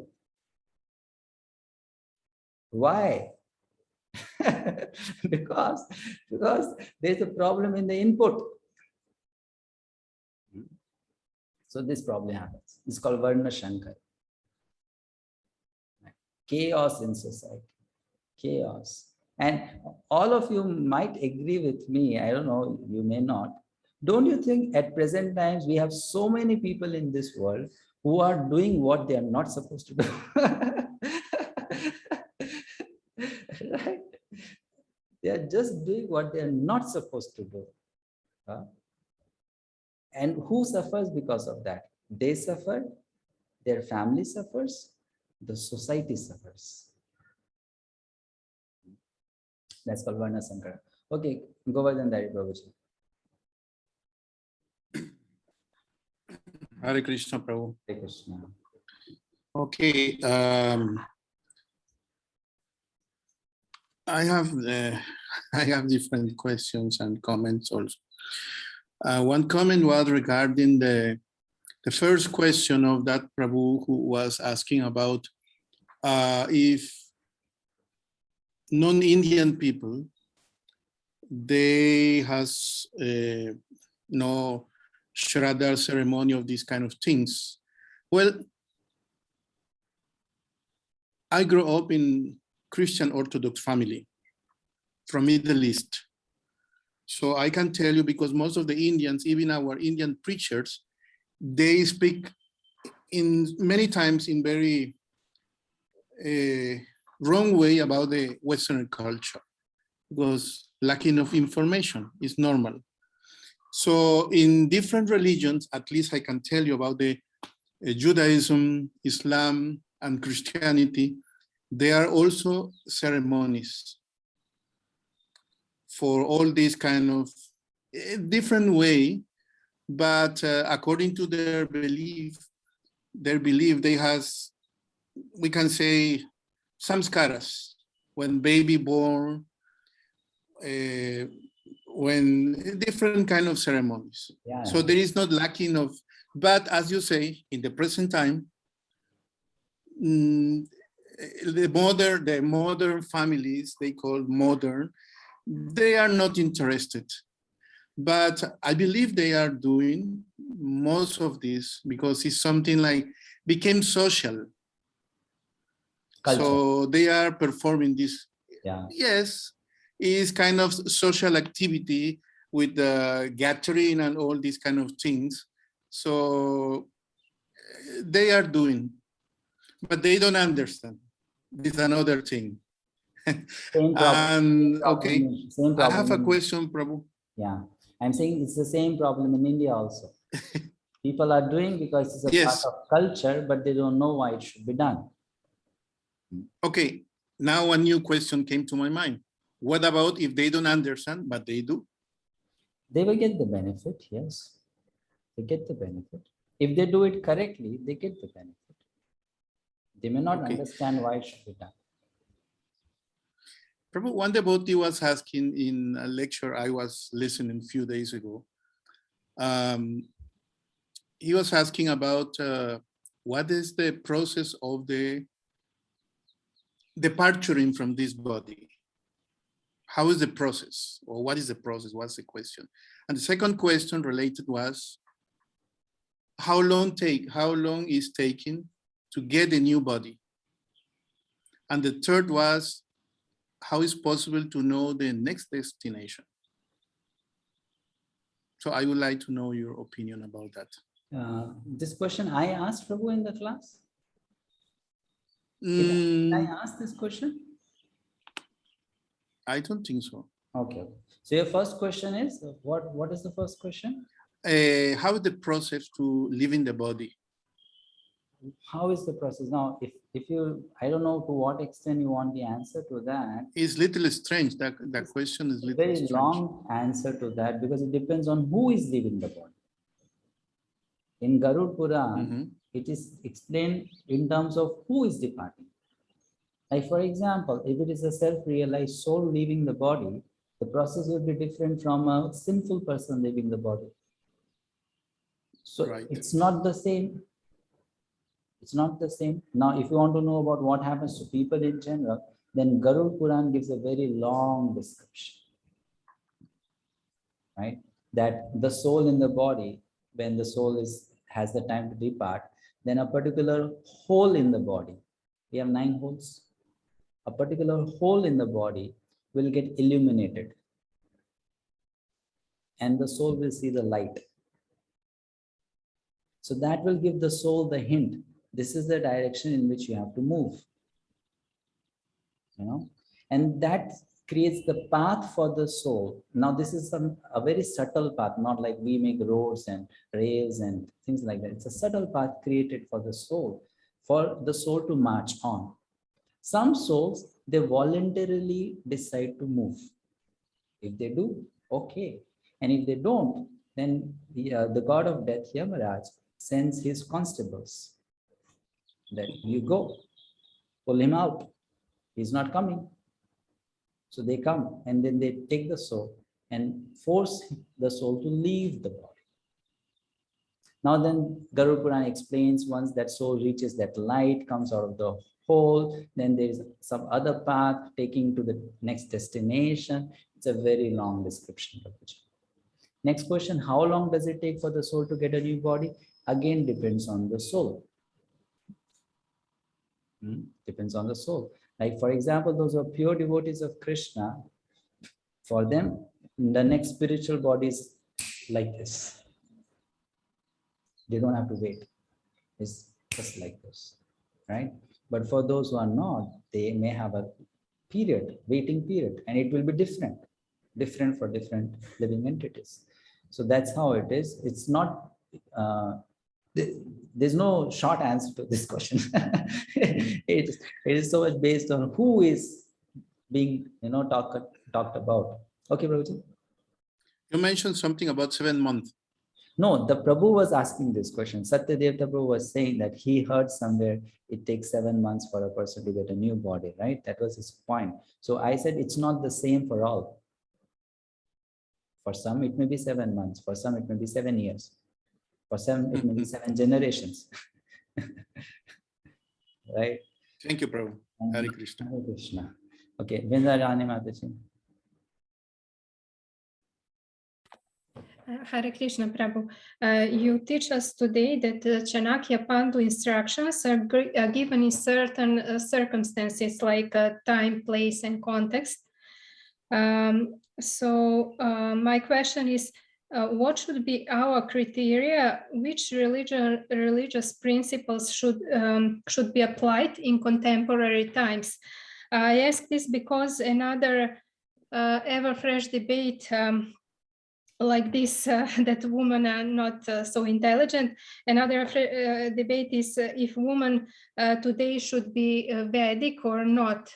Usually ladies think if they get proper protection, they could behave like that. But male thinks that if women behave Vedic, they would give them protection.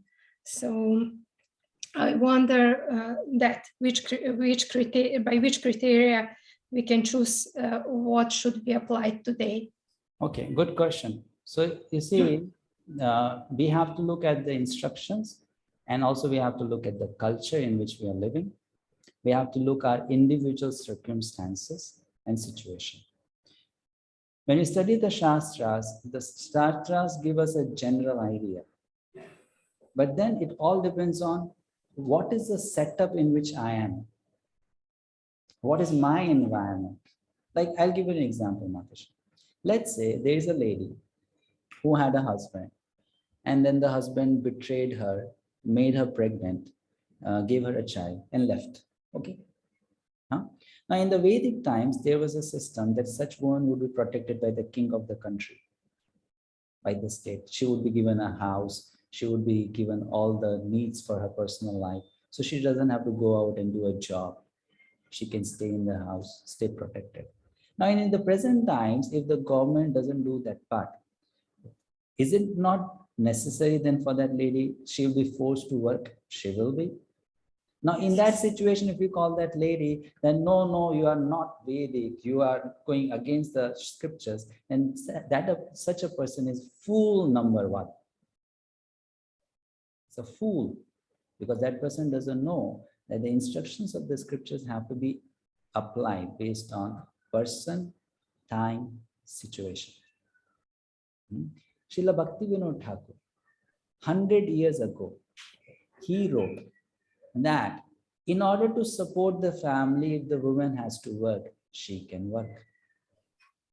He is writing it 100 years ago. 100 years ago, India was still a very, very, very orthodox.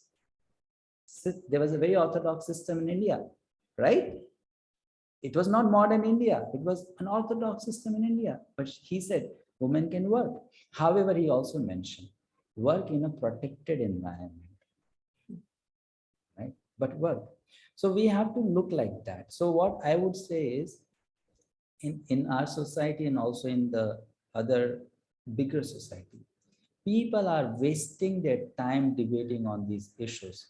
Rather, they should deal with individuals with their individual problems and make their life better, rather than making a box system and telling everyone you should just fit within the box. That's not how it works, right? We have to take every individual, look at his life, look at his problems or her problems, situation. And from there, if that person is at level 1, help to rise to level 2. Level 2, help to rise to level 4. Ultimately, taking that person back home, back to God. That's the goal. Not that, we just make a blanket statement and it applies to all. It's not going to work like that. This is what Shudras do. This is not what Brahmanas do, right? Shudras, they would say that what I consider as law and rule applies to all. That's not. And Kali Yuga is such a chaotic system. We should understand that everything has fallen apart.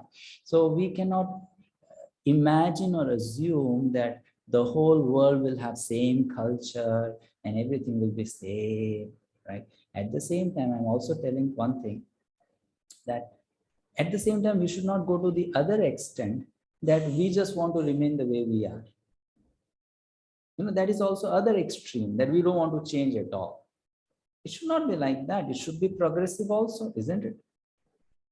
Right? So if, let's say, my current situation is not so Vedic, and because of that, it is not so favorable to my Krishna consciousness, then I, as a sincere practitioner, should be eager to accept the Vedic principles to make it more Krishna conscious also. Isn't it correct? That would be a sincere spiritual practitioner. But if people just remain stuck to culture without understanding the goal of Krishna consciousness and fighting just for the culture, Indian culture, Vedic culture, non-Vedic culture, Western culture, it is all nonsense. Right? Like Sanskrit, it's the best of all languages, right? Isn't it? Huh? But you know what? You can speak bad words in Sanskrit also. So just because someone knows Sanskrit, that doesn't mean that person becomes a pure devotee of Krishna. Isn't it? Huh? Right? And let me tell you something. Ravana was a demon and he was wearing dhoti kurta. He was not wearing pant and shirt. He was a demon wearing dhoti kurta. So we should know what is the essence, what's the main thing, and whatever is favorable to get there, accept it. That will depend on one's sincerity. Right? That's how it is. So I always tell people, look at your situation, look at your sincerity of purpose. We can cheat anyone and everyone. We cannot cheat God, right? We cannot cheat ourselves. So if I'm sincere, I will take up everything that is helpful for me to make progress. And we can take advice from people. This is my situation. What should I be doing? But in the present scenario, people fighting over these issues is just waste of time. Just waste of time. No point in it. If you ask me, if I'm in Brazil and a lady there asks me for something on this topic, I'll give her some different advice. If I'm in India and if a lady talks to me on this topic, I'll give her different advice. Why? Because their background is different. Their upbringing is different. Their levels are different. I won't say, though, you two have to do the same thing. I won't say. No. That would be more mature thing to do, right? Isn't it? And the purpose is what? Both of you should come forward, make progress. That should be the purpose. Yes, Mataji, is this okay? All right, thank you. Kashinath Priya Prabhu. Hare Krishna, Prabhuji. My obeisances to you and all the Vaishnavas. And Prabhuji, thank you so very much for taking such a sensitive topic and explaining it in wonderful manner. Prabhuji, I have two questions. And Prabhuji, you mentioned that Chanakya Pandit has mentioned about women in the context of Artha Shastra. But we see Prabhupada has mentioned it in Bhagavad-gita, in Krishna book, and in Bhagavatam as well. So I want to understand, like, in what context Prabhupada has mentioned it in Bhaktivedanta purpose. And I also read in Krishna book that Prabhupada mentioned that Vyasa has written Mahabharata to for the lower categories, and Prabhupada has mentioned there, like, for Shudras, for women, and for other. So what should be our understanding with that purport?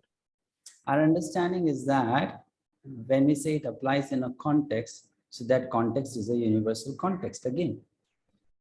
Because here when Chanakya Pandit says, generally, please try to read every single word there. Generally means what? Generally means generally. Doesn't mean for everyone. Right? Generally means generally. So on this regard, I'll show you a quote of Prabhupada. Chanakya Pandit says, Vishvasham naiva kartavyam strishu rajakuleshu cha. Don't trust women and politicians. Never trust a woman or a politician. What is the next line? Please read it nicely. Of course, when a woman comes to Krishna consciousness, that position is different. We are speaking of, what does he say? We are speaking of ordinary woman. Ordinary woman. Which means what? Irreligious woman. Which means what? A woman who is not following dharma. A woman who is not cultured, civilized, trained. That's what is the point, right? We can't say all the women in the world are like this. Come on, Prabhuji. I told you, I know so many ladies who are much better than me in intelligence, in devotion, in character, whatever. Right? So we should look at the things carefully. Women who are not devotees, they are definitely having faults. But men who are not devotees, they are also having faults. Right? Right. Isn't it? Correct? Huh? So the point, we should know the point is what? The same is applicable for general men also. Yes. But again, what is being spoken about is trustworthy in what sense? Again, you're taking it on the character. I told before, don't take it on character. Trustworthy means you cannot trust their decision. Please, trustworthy here doesn't mean not trusting their character. Trustworthy means not trusting their decision, because the decisions they make will be based on emotional intelligence, not really rational. And if you don't understand this thing, for 2 days, think about it. Then how do you as a woman make decisions? And how do men make decisions? Right? Think about it. Let me honestly ask the ladies here. Don't you get confused many times when making decisions, and then you are overly thinking about it? Maybe I did this wrong, maybe I did that wrong. Your emotions, they put you in a conflicting situation easily. That I know this should be done, but that person will feel bad, and then what will that person think of me? And I don't want to hurt that person, so then I should do this, I should do that. You ask any woman, they feel like that.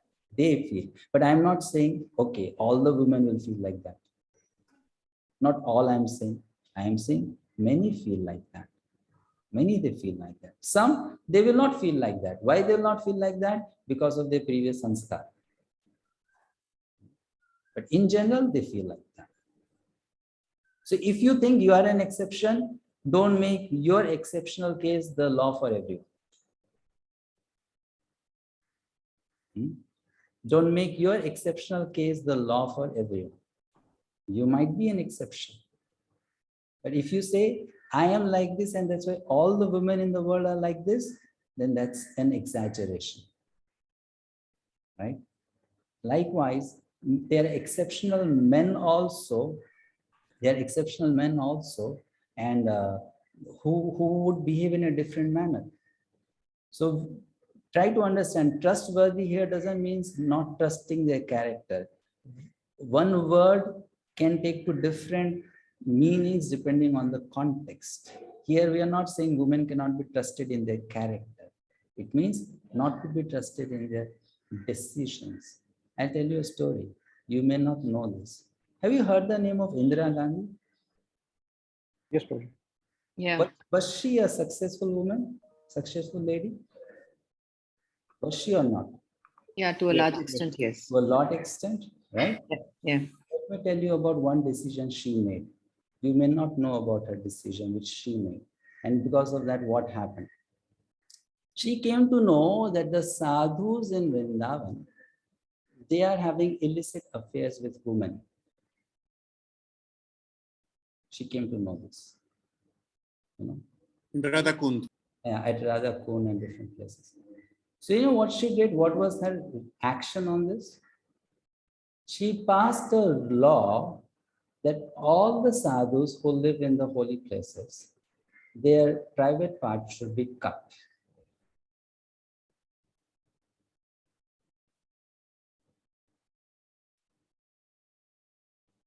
Strange. Very sad. And as a reaction of that, what happened? She got killed. That was the reaction. That was the reaction. She got killed. And there was India, not India, India, of course. India, Bangladesh, and Pakistan war. The reason for that war was this sinful decision that that lady took.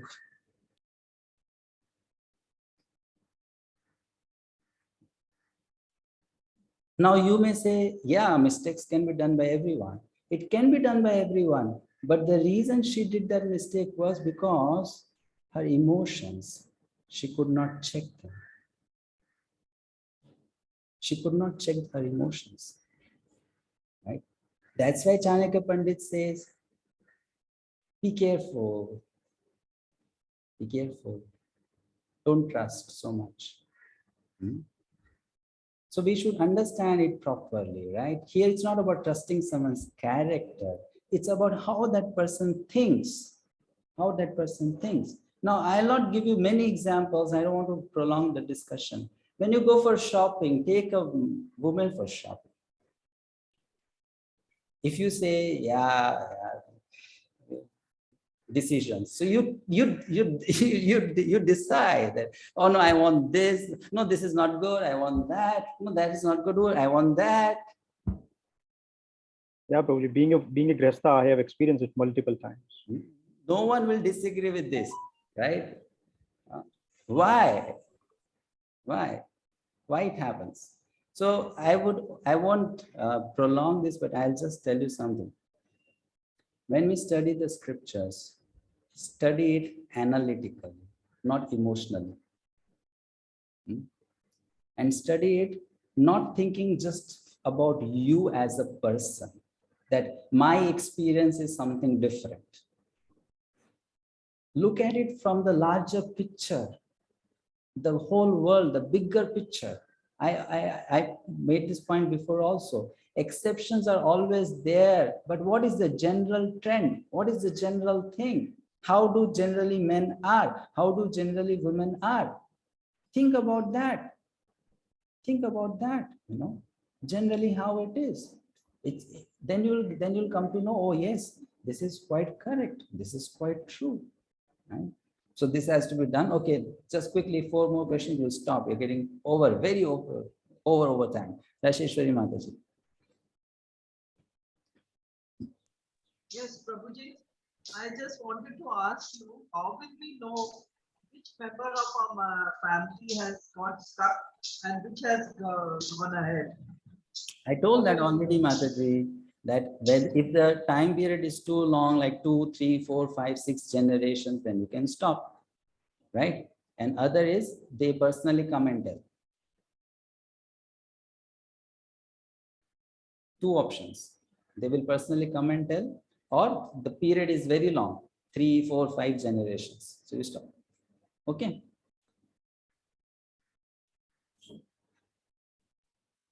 Thank you, Prabhu. Hare Krishna. Meenakshi Soni Mataji. Hare Krishna, Prabhuji, Pranam. I have 3 questions to ask.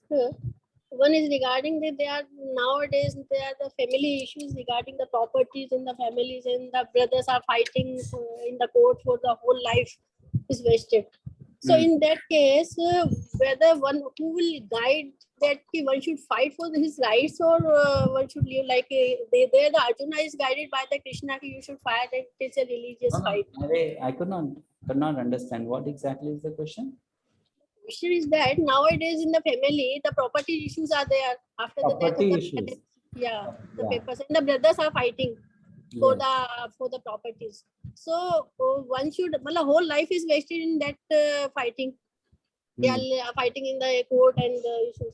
So who will guide that one should fight for his right, or one should leave this property and should get satisfied in that?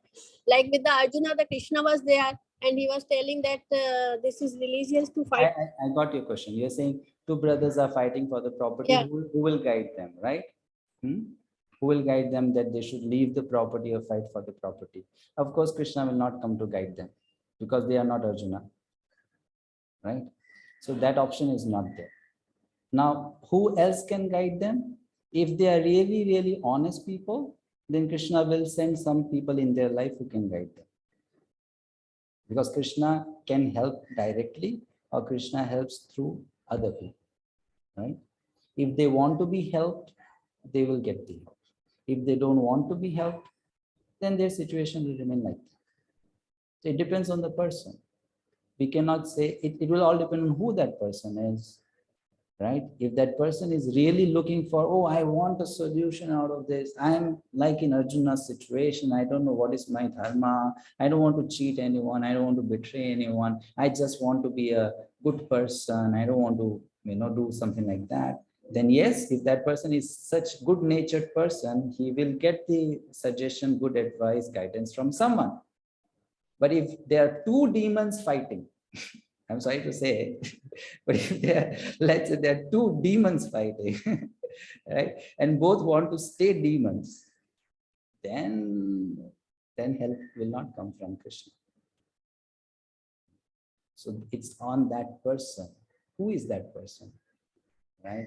So many people are fighting. Not that everyone who is fighting is supposed to fight.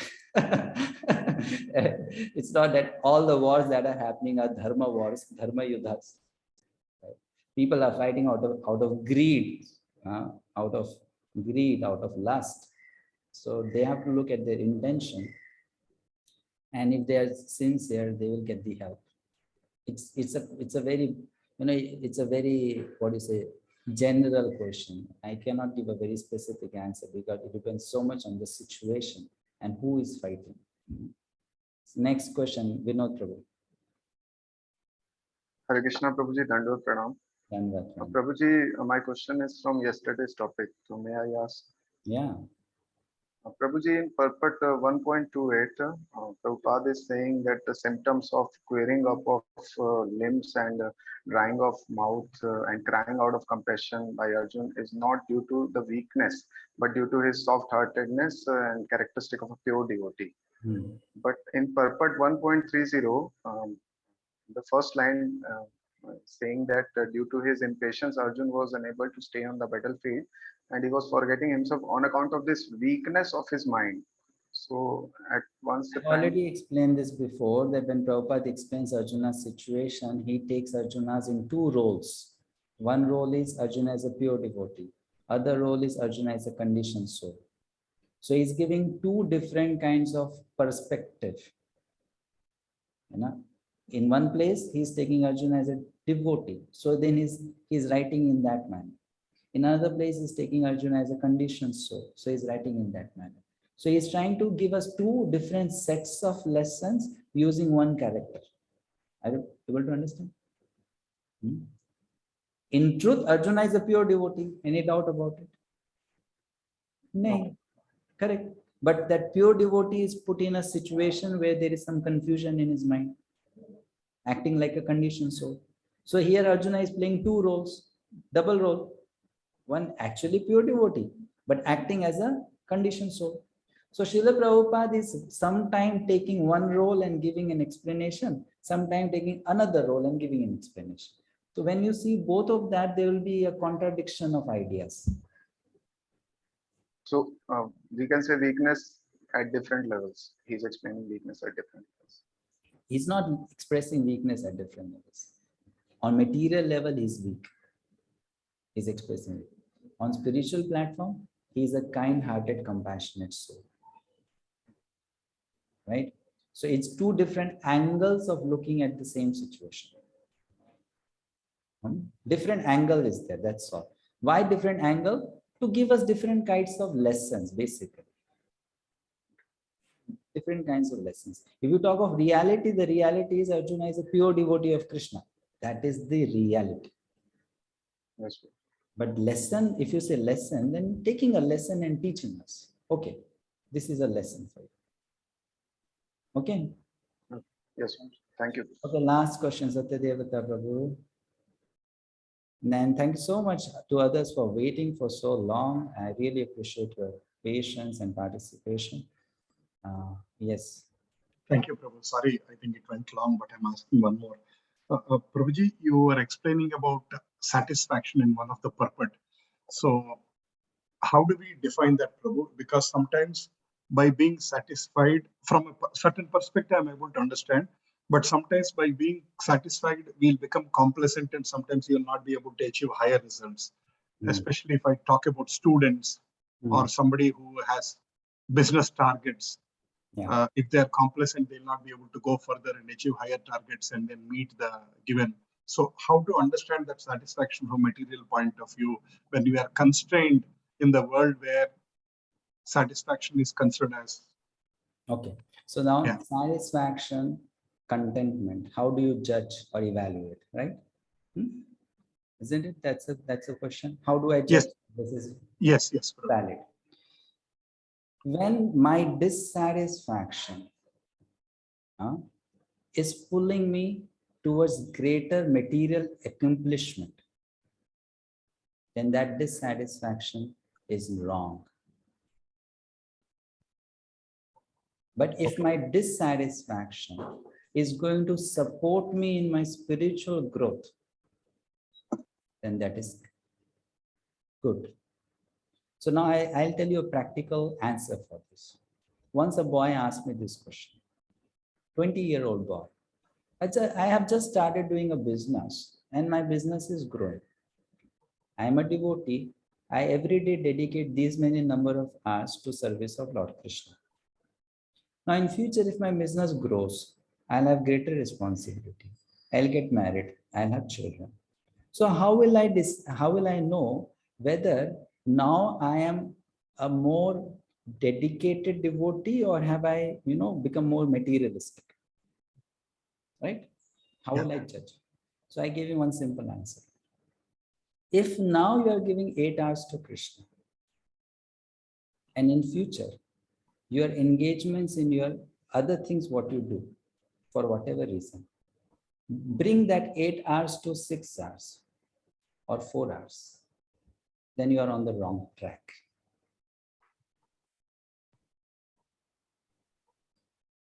But if you are able to maintain that 8 hours or increase that, then you are on the right track. So if your satisfaction is making you give more hours to Krishna, then that satisfaction is good. And if your dissatisfaction is allowing you to give more hours to Krishna, then that dissatisfaction is good. Ultimately, that's what the point is, right? Because how will I judge whether I took a right decision or wrong decision? If my decision facilitated the achievement of the real goal, isn't it? If the goal is achieved, it's correct decision. If the goal is not achieved, it's a wrong decision. So if you say, if I remain satisfied and I become lazy or complacent, but by becoming complacent, you're going back to Godhead. Prabhuji, that's very nice. Okay, understand. Right? And if by becoming complacent, you're not going back to Godhead, then that's not nice. We have to always look at the goal and then look at the other things. How can I use that to drive myself towards the goal? That's the point. And for that reason, that is why for every person, the first thing to do in life is decide your goal. What do you want to do? What's your goal? What do you want to achieve? All right. And I'll bring to this topic again, this man and woman, superior, inferior, intelligent and dull. I always think like that, and I always tell people, this knowledge, if it helps you to get to your goal of loving Krishna, what we discussed is very helpful. And if this knowledge and the debate and someone's better arguments, someone's poor arguments, if this doesn't help us to reach closer to Krishna, we had such a huge waste of time. Pointless, useless. So the goal has to be always in the picture, center, that goal. That's the main thing, right? So that's how it should be understood. So I'm sorry if because of my words, anyone here felt offended, anyone's ego, whether that's male ego or female ego, was disturbed, and you felt like, some of you felt like you should come out of the screen and start beating me. So I would seek forgiveness from you. We were here trying to understand a very sensitive topic, but with a mature mind, open mind, not for personal sense gratification, but for what is generally going to be good for the society, and why those who are great thinkers, they are thinking like that. Why they're thinking like that, right? We have our frogs well experience. Frogs well experience, you understand? We have a well and we are a frog in that well. Maybe we are a big frog, but we are in the well, right? Isn't it? They are within that well. But here there are people, the acharyas, the thinkers, who are from the ocean, right? And they are giving their experiences, their understanding from that level. They're talking from that level, not from our frog's well's experience. So it will not always match. It will not match. So I always feel like this, and I always tell to devotees, when you study the scripture, if your experiences match with what is given in the scripture, consider yourself lucky. And if your experiences don't match with the scripture, then consider you have not really gone through what should be experienced. Not that the scriptures are wrong, right? It's just my experience was something different, or the way I look at my experience is something different. But the scriptures are not wrong. They speak of things in a context at times to a certain people. And if you look at that context, that time, people, they are perfect. They are perfect. They have to be perfect. But if you take them out of the context, out of the box, then it will be chaos, very much chaos, right? Okay, now so many chat comments. I don't know if I can read all of that. So many questions. Maybe what you can do is that if you have more questions on this topic, send me individual messages so that I'll be able to answer each one of them, because I know this is a very sensitive topic and you may have questions to ask. So please send me on WhatsApp. No problem, I'll answer. I'll answer them. Thank you so much. See you next week. We already had 3-hour long session. I don't want to make it longer than this.